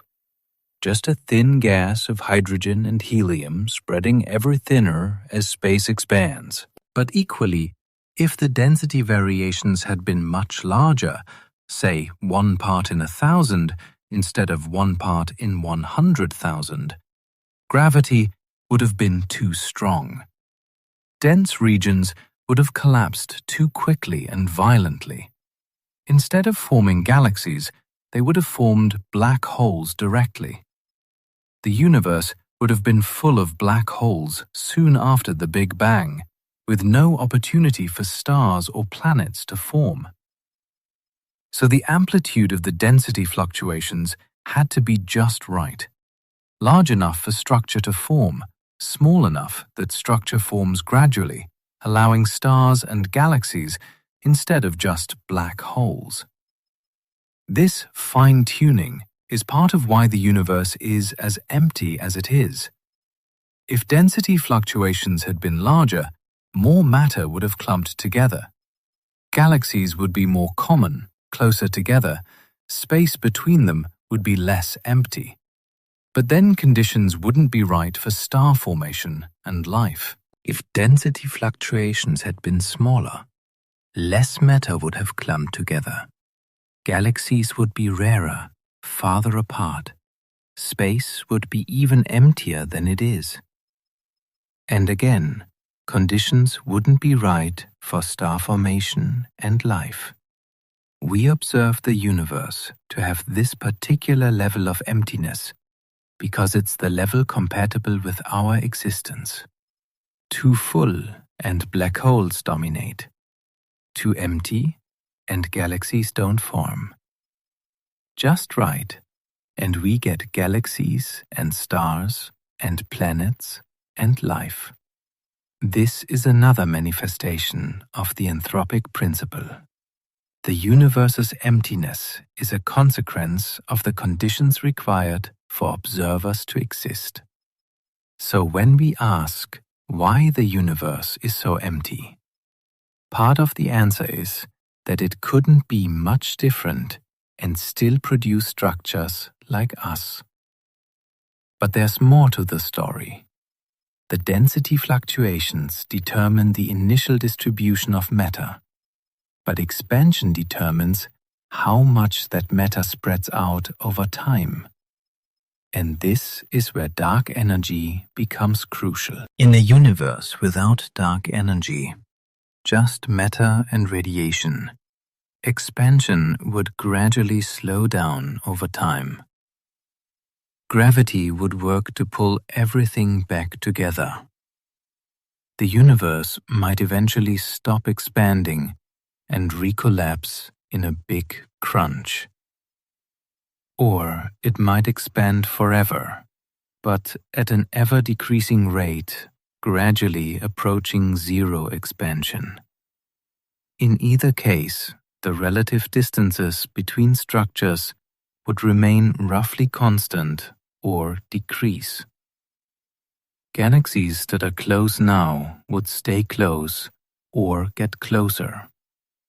The cosmic web structure would persist or even strengthen over time as gravity pulls filaments and clusters together. But we don't live in that universe. We live in a universe dominated by dark energy. And dark energy causes expansion to accelerate. This changes everything. Instead of gravity gradually winning, pulling structures together, expansion is winning, pulling structures apart. The cosmic web is being stretched. Filaments are thinning, voids are growing, and this process is accelerating over time. Dark energy's density appears to be constant or nearly constant as space expands. This means as the universe grows larger, there's more total dark energy. Meanwhile, the density of matter decreases as space expands because the same amount of matter is spread over a larger volume. So, dark energy's influence grows stronger relative to matter's influence as time passes. In the early universe, matter dominated. The universe was dense enough that matter's gravity overwhelmed dark energy's repulsion. Expansion was decelerating, slowing down due to matter's gravity. This allowed structures to form. Overdense regions could collapse under gravity because expansion wasn't too fast. Matter had time to flow from underdense regions to overdense regions, creating the cosmic web. But about 5 billion years ago, dark energy began to dominate. The universe had expanded enough that matter became sufficiently dilute. Dark energy's constant density meant it now contributed more to the total energy density than matter. Expansion began accelerating, and it's been accelerating ever since. This acceleration is destroying structure gradually. Objects not gravitationally bound are being pushed apart faster and faster. In the far future, the universe will be much emptier than it is now. Most matter will be concentrated in isolated galaxy clusters or individual merged galaxies separated by voids billions or trillions of light-years across. The cosmic web will be gone, stretched out of existence. Eventually, over timescales beyond easy comprehension, dark energy might overcome even gravitational binding.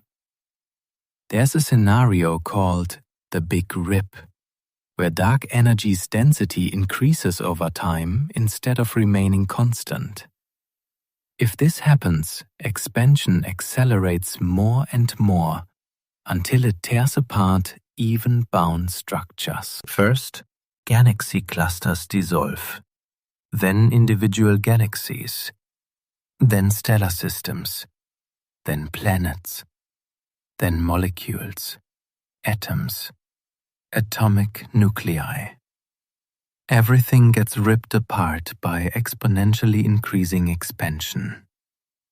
The universe ends not in fire or ice, but in being torn to pieces at every scale. This is speculative, and most physicists don't think it's likely. But it's possible if dark energy behaves in certain ways we haven't ruled out.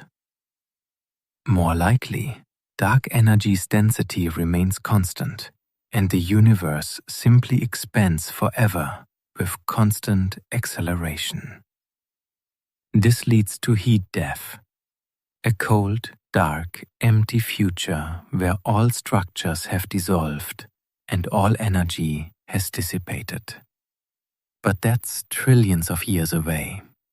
For now, we live in a universe that's empty, but not yet maximally empty, where structure exists but is gradually dissolving, where galaxies shine but are slowly being isolated from each other by expanding space. And it's getting worse. As the universe continues to expand and dark energy drives accelerating expansion, structures are being pulled apart. Galaxies that are not gravitationally bound are receding from each other faster and faster. Galaxy clusters are becoming more isolated. Superclusters are dissolving. The cosmic web is being stretched, with filaments thinning out and voids growing larger. Eventually, over timescales of hundreds of billions or trillions of years, even gravitationally bound structures might be affected. If dark energy continues to dominate and its density remains constant or increases, it could eventually overcome gravity on smaller and smaller scales.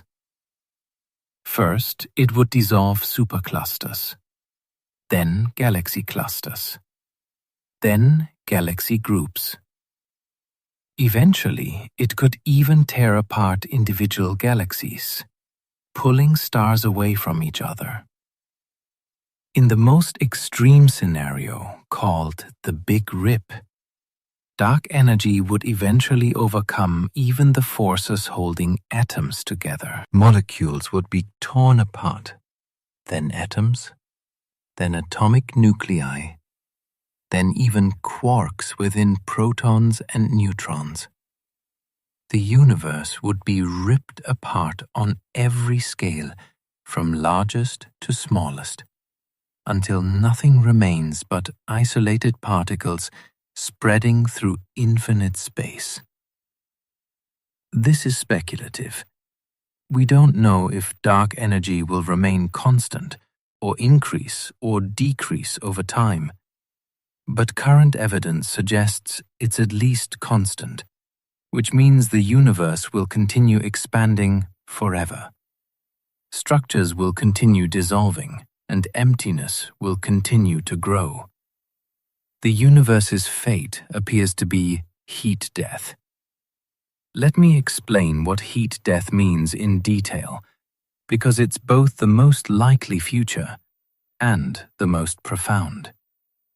Heat death doesn't mean the universe gets hot. It means the universe reaches thermal equilibrium, a state where all energy is evenly distributed and no more work can be done. Imagine a cup of hot coffee in a room. The coffee is hotter than the room, so heat flows from coffee to room. Over time, the coffee cools down and the room warms up slightly until they reach the same temperature. At that point, no more heat flows. The system has reached thermal equilibrium. The coffee and room still have energy, but that energy is now evenly distributed. No differences in temperature, no gradients, no way to extract useful work from the system. The universe is heading toward the same fate on an incomprehensibly larger scale and longer time scale. Right now, the universe is far from equilibrium. Stars are hot. Space is cold. Galaxies are dense. Voids are empty. There are gradients everywhere.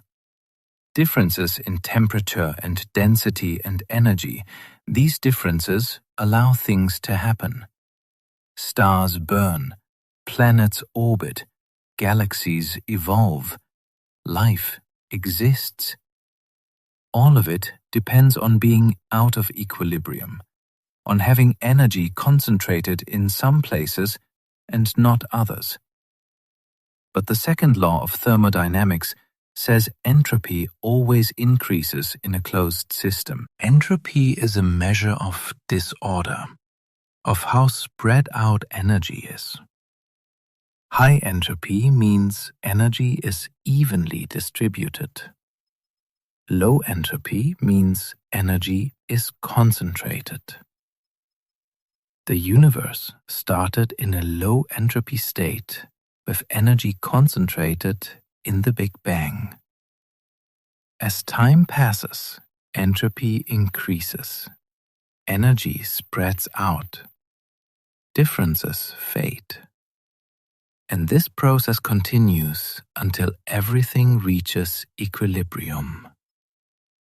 When that happens, the universe will be in a state of maximum entropy, maximum disorder, maximum emptiness in a sense, because no concentrated structures remain. Let's trace this process over deep time. We are currently about 13.8 billion years into the universe's history. For the next 100 trillion years or so, stars will continue forming from gas in galaxies. Not at the same rate as now.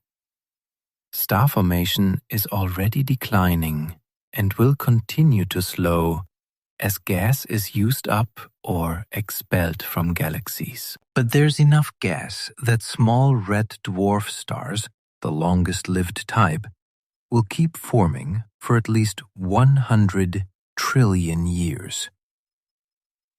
So for the next 100 trillion years, the universe will still have stars shining, planets orbiting, potentially life evolving. This is called the stelliferous era, the age of stars. We're about 0.01% through this era. Most of it lies ahead, but eventually the gas runs out or becomes too dispersed for new stars to form. By about 100 trillion years from now, star formation will essentially cease. From that point forward, only existing stars remain, slowly burning out. Red dwarf stars, the smallest stars that can sustain fusion, live for trillions of years. Some red dwarfs born today will still be shining 100 trillion years from now. But one by one, they'll exhaust their hydrogen fuel and die. A red dwarf becomes a white dwarf, a hot, dense remnant about the size of Earth, containing the star's leftover mass. White dwarfs don't burn fuel. They just cool down gradually over trillions of years, radiating away their remaining heat. By about 10 to the 15th power years from now, 10 quadrillion years, all stars will have died. No more fusion, no more starlight.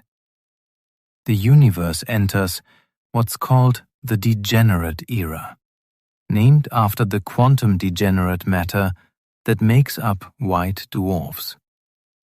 At this point, the universe contains mostly white dwarfs, neutron stars from supernovas, and black holes from collapsed massive stars. There are also brown dwarfs, failed stars that never ignited fusion, slowly cooling, and planets no longer orbiting stars, but drifting through space or orbiting white dwarfs. Everything is dark and cold.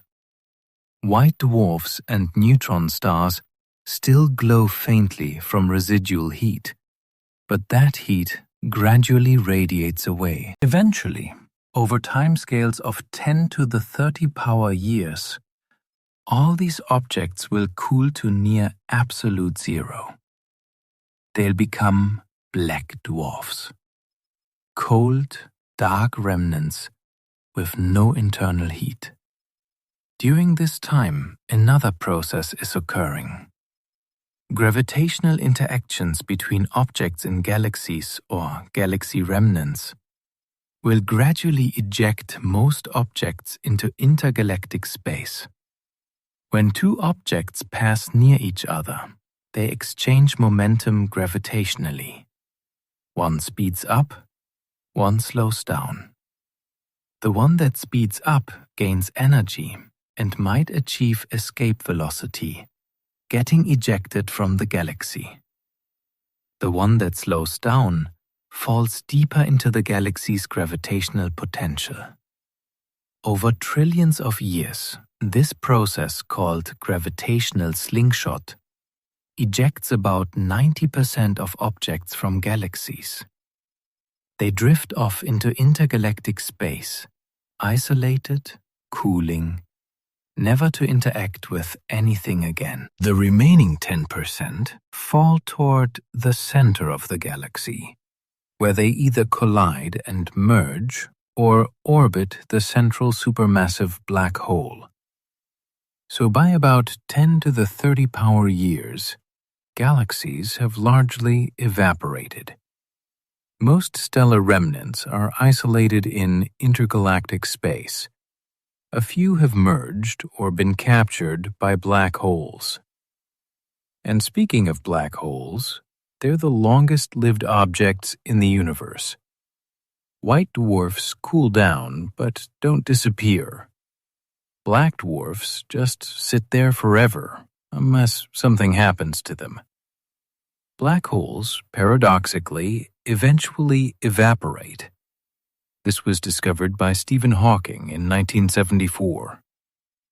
Hawking showed that quantum effects near a black hole's event horizon cause it to emit radiation.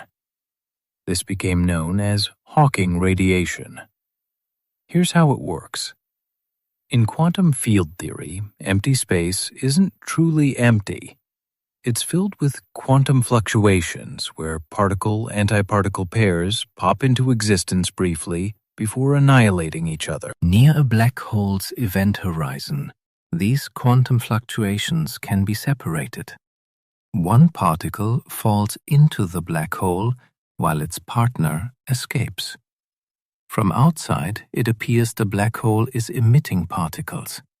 This radiation carries away energy which must come from the black hole's mass via E equals mc squared. So the black hole slowly loses mass.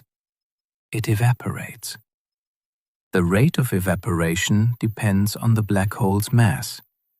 Larger black holes evaporate more slowly than smaller ones.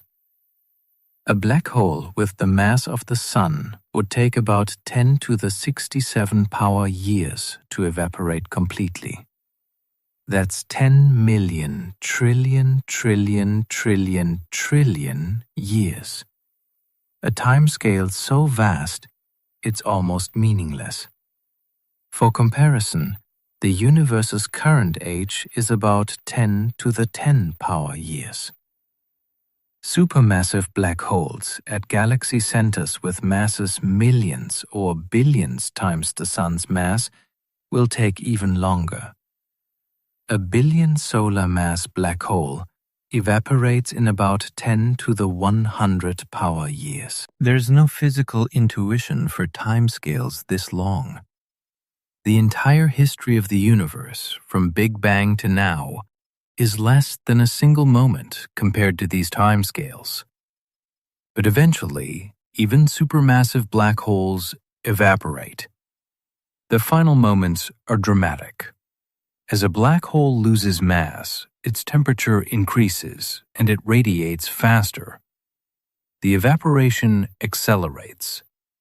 In its last second, a black hole releases as much energy as billions of nuclear bombs.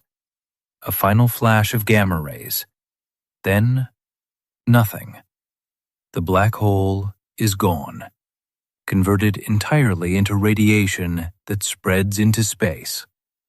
So, by about 10 to the 100 power years, all black holes have evaporated. What remains? Isolated black dwarfs drifting through expanding space. Perhaps some neutron stars and white dwarfs that weren't captured by black holes. Photons, the light and heat radiated by everything that ever emitted light, now redshifted to extremely long wavelengths and low energies. Neutrinos left over from various nuclear reactions and supernova explosions.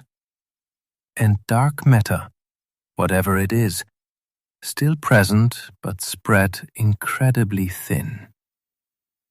Everything is cold, approaching absolute zero. Everything is isolated, separated by distances that dwarf current intergalactic scales.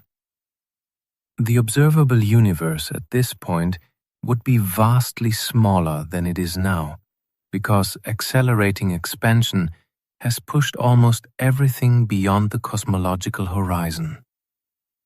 An observer, if any could exist, would see only the immediate local vicinity. Maybe a few nearby black dwarfs within 1 trillion light-years.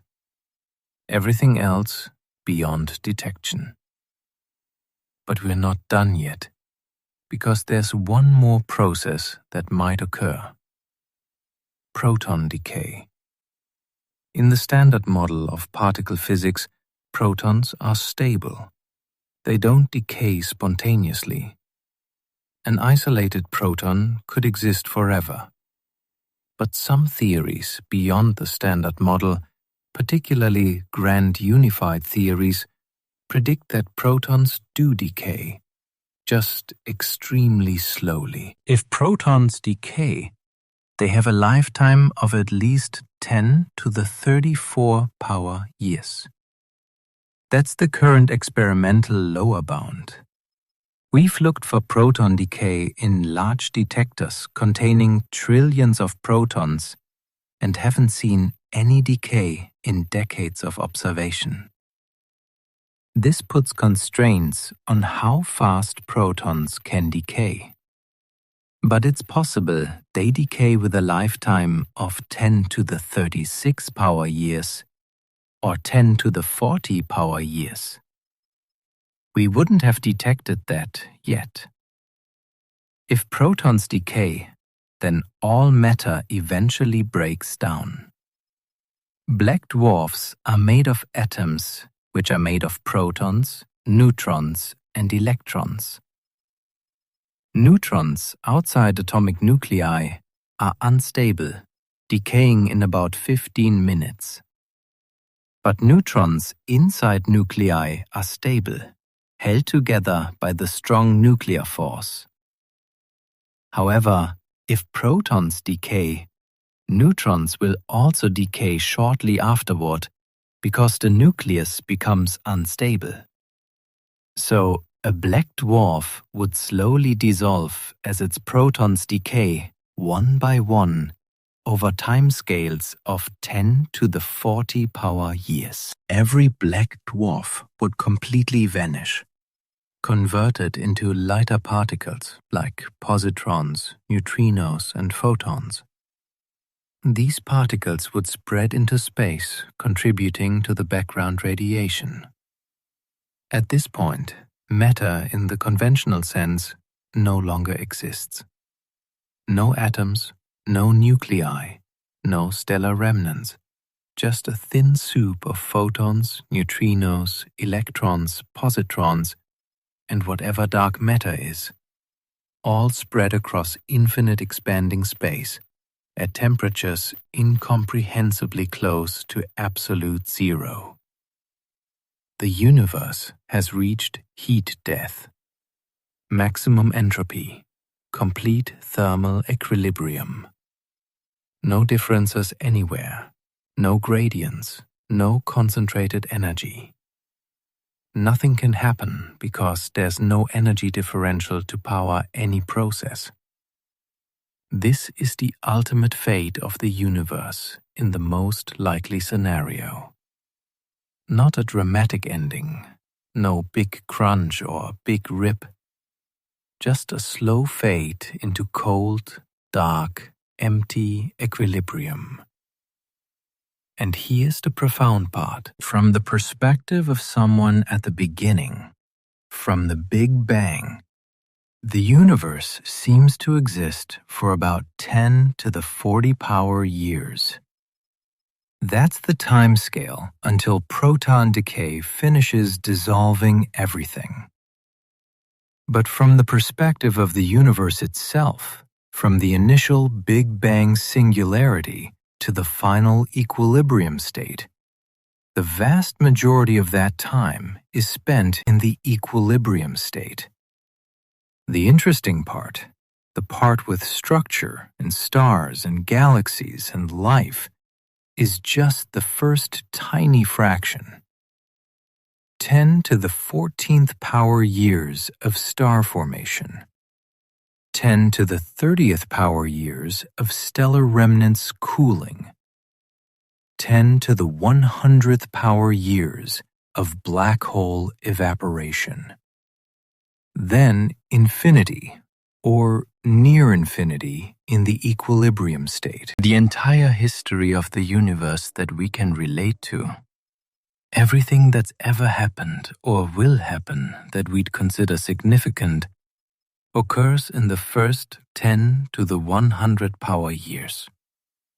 After that, it's just empty space expanding forever. No more events, no more changes, no more history. The universe doesn't end so much as it stops doing anything interesting. And even those timescales, 10 to the 40 power years or 10 to the 100 power years, are incredibly brief compared to eternity. If the universe truly exists forever, and there's no reason to think it won't in this scenario, then almost all of time is spent in that final equilibrium state. The era of structure and complexity, the era where we exist, is an infinitesimally brief flicker at the very beginning. We exist in the first moment after the Big Bang, cosmologically speaking, a moment of disequilibrium before the universe settles into eternal equilibrium. This is what makes the emptiness terrifying. It's not just that the universe is mostly empty now. It's that emptiness is the final state, the state that will persist forever. Fullness, structure, complexity, all temporary. Emptiness is permanent. But we're not there yet. We live in what's called the stelliferous era, the age of stars. This era began a few 100 million years after the Big Bang, when the first stars formed. It will continue for trillions of years as stars are born, live, and die. We're about 1% of the way through this era, perhaps even less depending on how long star formation can continue. The universe is approximately 13.8 billion years old. Stars will continue forming for at least another 100 trillion years, possibly much longer in the smallest red dwarfs. So while the universe is mostly empty now, it's actually in one of its fullest states relative to what came before and what will come after. There are more stars and galaxies now than there were 1 billion years ago, and there will be more stars in the future formed from gas in existing galaxies until that gas is exhausted or scattered by expansion. So this moment in cosmic history is uniquely rich, uniquely complex, uniquely full of structure. And the most remarkable structures are galaxies themselves. Galaxies shouldn't exist, not in the way they do. Let me explain why this is such a profound mystery. When you look at a galaxy, you're seeing hundreds of billions of stars held together by gravity, orbiting a common center in a relatively organized structure. Spiral galaxies have beautiful spiral arms where young stars are forming. Elliptical galaxies are smooth, featureless clouds of old stars. Irregular galaxies are chaotic, but still coherent structures. All of this implies that galaxies are stable, that their stars have had time to settle into organized orbits, that the structure can persist for billions of years. But the universe is only 13.8 billion years old, and galaxies formed relatively early, within the first billion years after the Big Bang. Some of the oldest galaxies we observe with the James Webb Space Telescope appear to be massive, well-formed galaxies existing only a few 100 million years after the Big Bang. This is shockingly fast. Gravity works slowly. To form a galaxy, you need gas to collapse under gravity into a dense cloud. Then that cloud fragments into smaller clouds that become stars. Those stars orbit the galaxy's center, their orbits determined by the galaxy's total mass distribution. Over many orbits, stars interact gravitationally. Their orbits evolve, and the galaxy settles into a stable configuration. This should take many orbital periods. In the Milky Way, an orbit around the galactic center at the Sun's distance takes about 230 million years. Stars closer to the center orbit faster. Stars farther out orbit slower, but it should still take many orbits for the galaxy to settle down. 10 orbits, 20 orbits, maybe 50 orbits. That would be 5 billion to 10 billion years. Yet, we see well-formed galaxies existing only a few 100 million years after the Big Bang. They seem to have formed almost instantly on cosmic timescales. How? Part of the answer is dark matter. Dark matter doesn't interact with radiation, so it can collapse quickly without being slowed by radiation pressure. Dark matter halos form first, creating gravitational wells.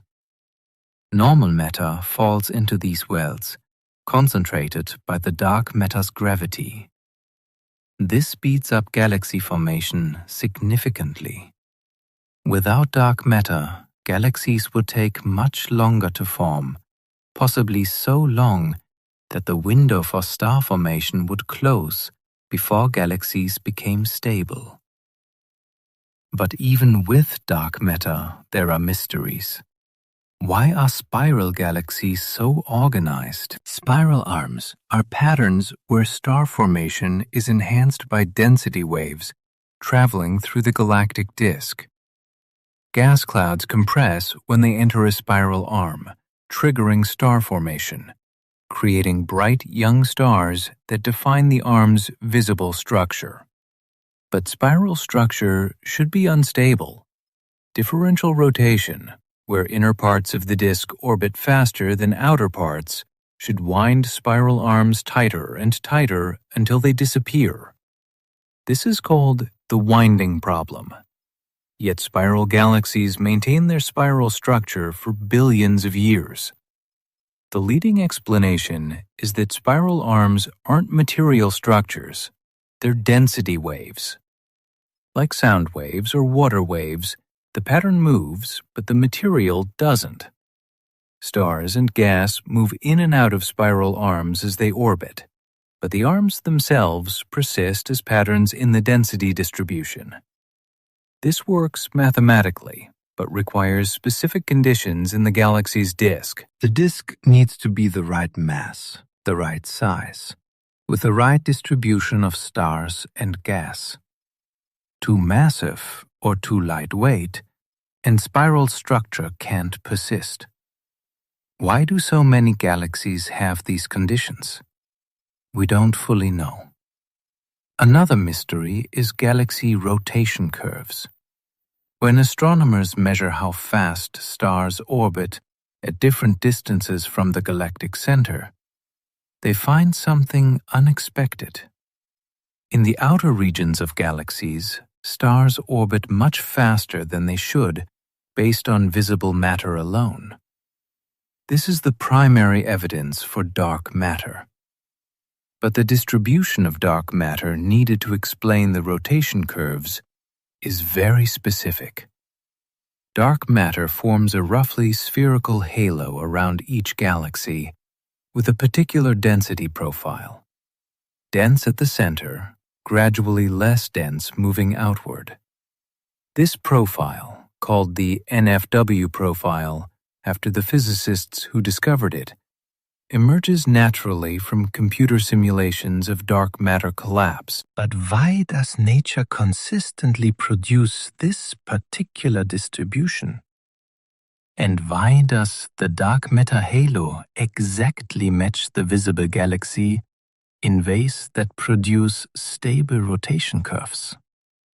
It's like the dark matter knows what the visible galaxy is doing and adjusts itself to keep everything stable. Of course, dark matter doesn't know anything. It's interacting purely through gravity. But the fact that these two components, dark matter and normal matter, work together so perfectly to create stable galaxies is remarkable. It suggests something deep about how structure forms in the universe, something we don't fully understand yet.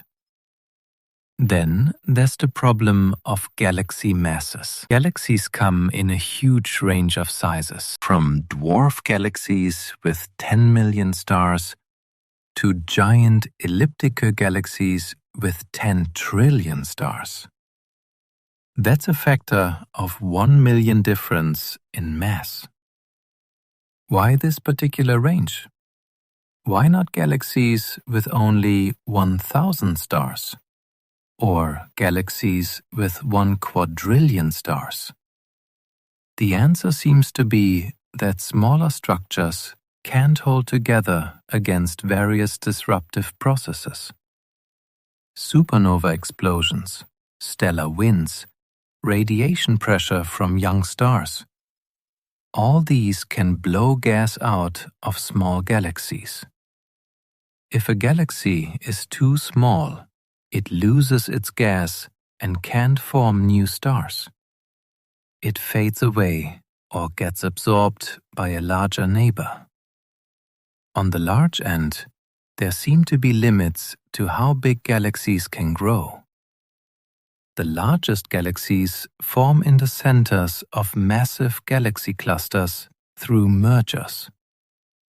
They're enormous, containing trillions of stars.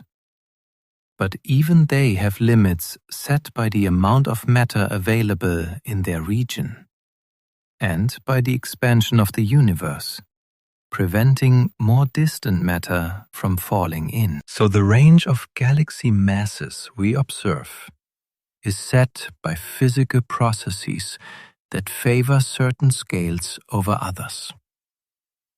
But the details of why galaxies exist in the forms they do, with the properties they have, remain active areas of research. Computer simulations can produce galaxies that resemble real ones, but only with careful tuning of parameters. And observations keep revealing surprises.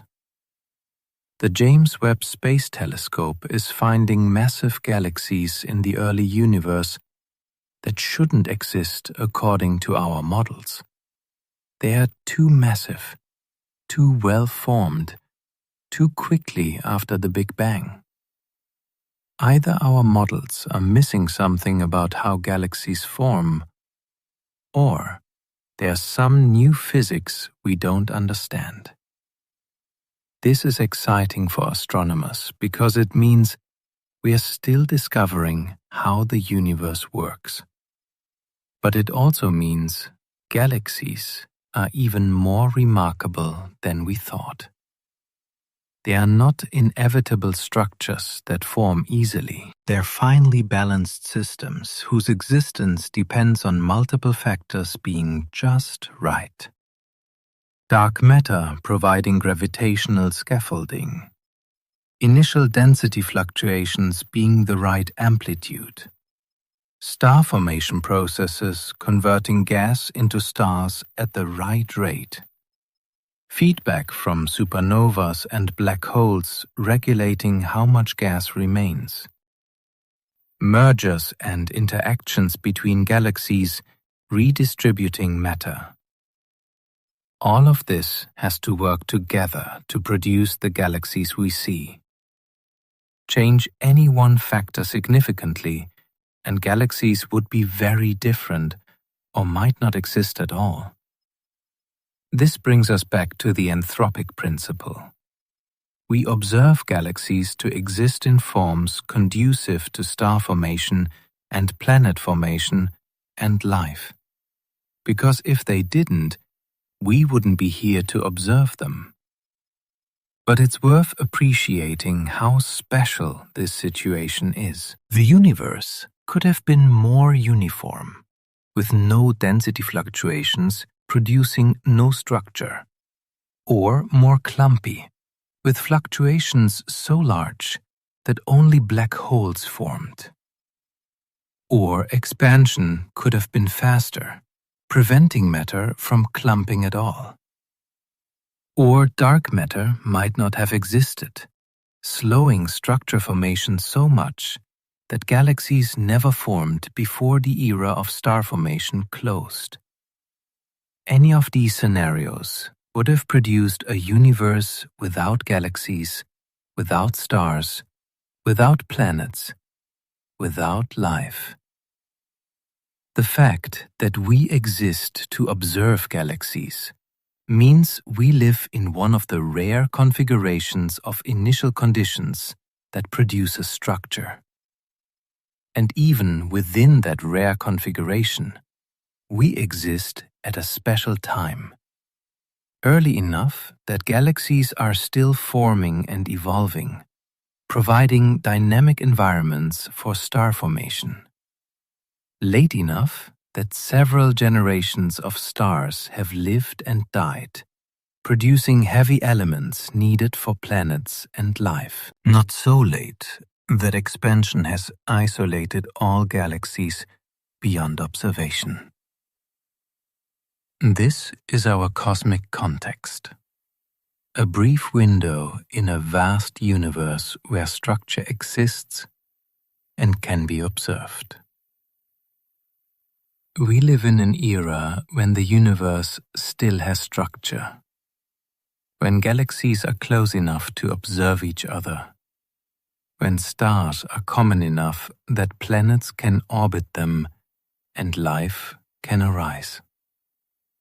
In the deep past, the universe was too hot and dense for structures to form. In the deep future, it will be too cold and empty for anything to happen. We live in the narrow window between these extremes. A window that will close eventually as expansion and entropy do their work. And yet, for all this talk of emptiness and isolation and eventual heat death, there's something remarkable about the present. The fact that we exist at all is extraordinary beyond measure. The fact that matter clumped into galaxies, that stars formed, that at least one star created planets, that at least one planet developed life, that life evolved intelligence, that intelligence built civilizations capable of studying the cosmos and understanding its past and future. All of this happened in an overwhelmingly empty universe that's getting emptier all the time. Consider what had to happen for us to be here. The Big Bang had to occur with exactly the right initial conditions.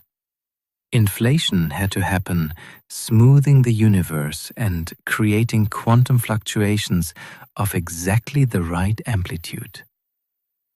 Dark matter had to exist in exactly the right abundance. Dark energy had to exist, but with exactly the right strength, not so strong it prevented structure formation. The density of matter had to be exactly right, allowing galaxies to form, but not collapse into black holes.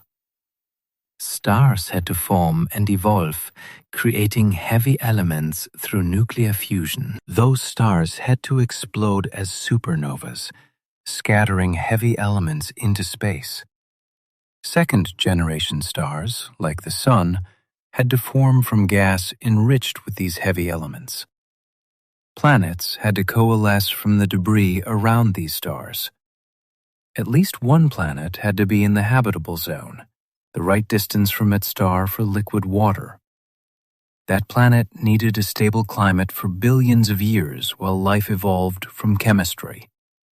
Life had to survive countless extinction events, asteroid impacts, climate changes, volcanic eruptions. Evolution had to produce increasingly complex organisms over billions of years. Eventually, intelligence emerged, consciousness capable of abstract thought and scientific inquiry. That intelligence had to develop language, writing, mathematics, science, technology. Civilizations had to arise that valued knowledge and invested resources in understanding the universe. Telescopes had to be built, observations made, theories developed and tested. Every step in this chain was improbable.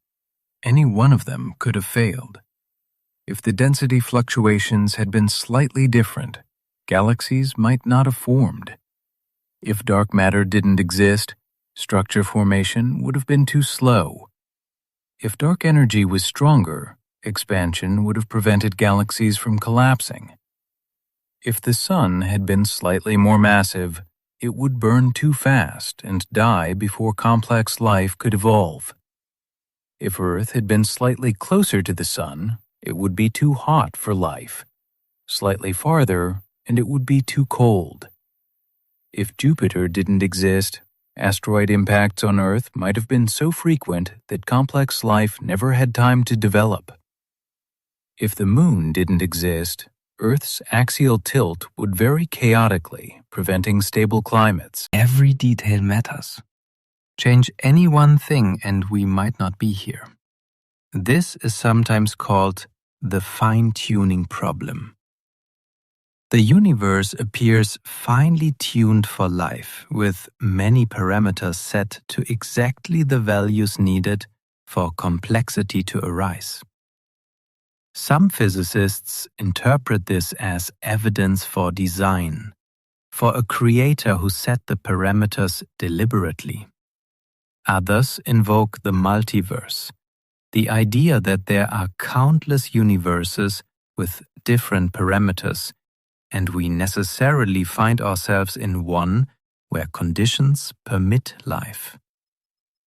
Others point out that we are still early in understanding physics, and we might discover deeper principles that explain why parameters have the values they do. All of these perspectives have merit, and none are conclusively proven. But regardless of interpretation, the fact remains that we live in a universe hospitable to complexity and consciousness.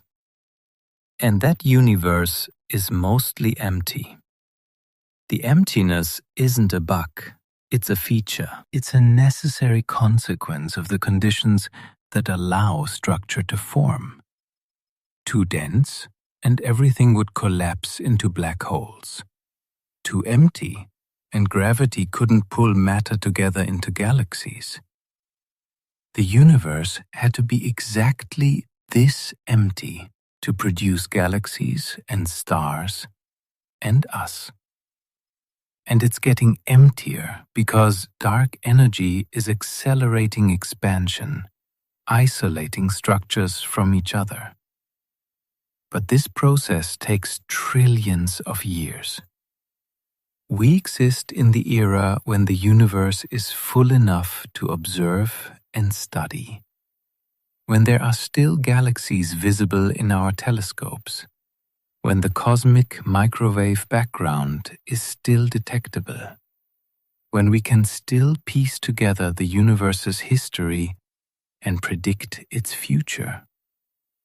This era won't last forever. Eventually, the observable universe will shrink to just our local group. Then eventually, even our own merged galaxy will be the only structure visible. After that, on timescales beyond comprehension, even our galaxy will dissolve as stars burn out and black holes evaporate. Heat death, maximum entropy, maximum emptiness. But that's trillions of years away. For now, we're here. We're conscious. We can observe and understand. We're a temporary pattern in matter and energy, emerging briefly before dissolving back into the void. But while we exist, we can observe, we can measure, we can understand. We can look at the emptiness and calculate why it's empty. We can measure dark matter even though we can't see it. We can detect dark energy even though we don't know what it is. We can trace the universe's history from the Big Bang to the present and project forward to the far future. This ability to comprehend our situation, to grasp the scale and structure and fate of the universe, is perhaps the most remarkable phenomenon in all of nature. Consciousness arising from matter, observing itself, understanding itself, recognizing its own impermanence, and doing so in a universe that is fundamentally, profoundly, terrifyingly empty. We are islands of complexity in an ocean of void. Temporary structures in an expanding universe. Brief moments of order in a cosmos trending toward disorder. But we're real. We are here, and we understand why.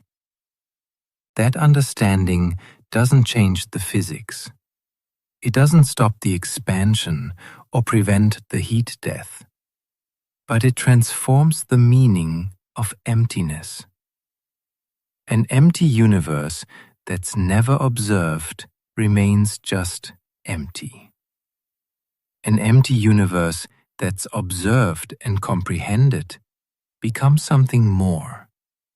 It becomes context, backdrop, the stage on which the drama of existence plays out.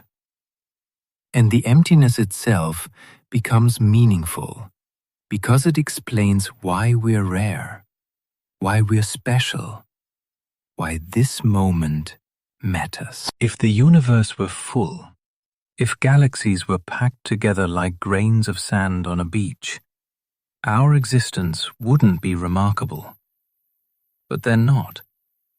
Galaxies are separated by millions of light years of emptiness. Most of space contains nothing. And that makes the parts that do contain something, the thin filaments where galaxies cluster, the rare places where stars shine and planets orbit, profoundly significant. We exist in the exception, not the rule.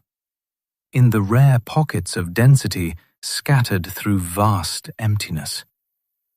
And we're conscious of that fact.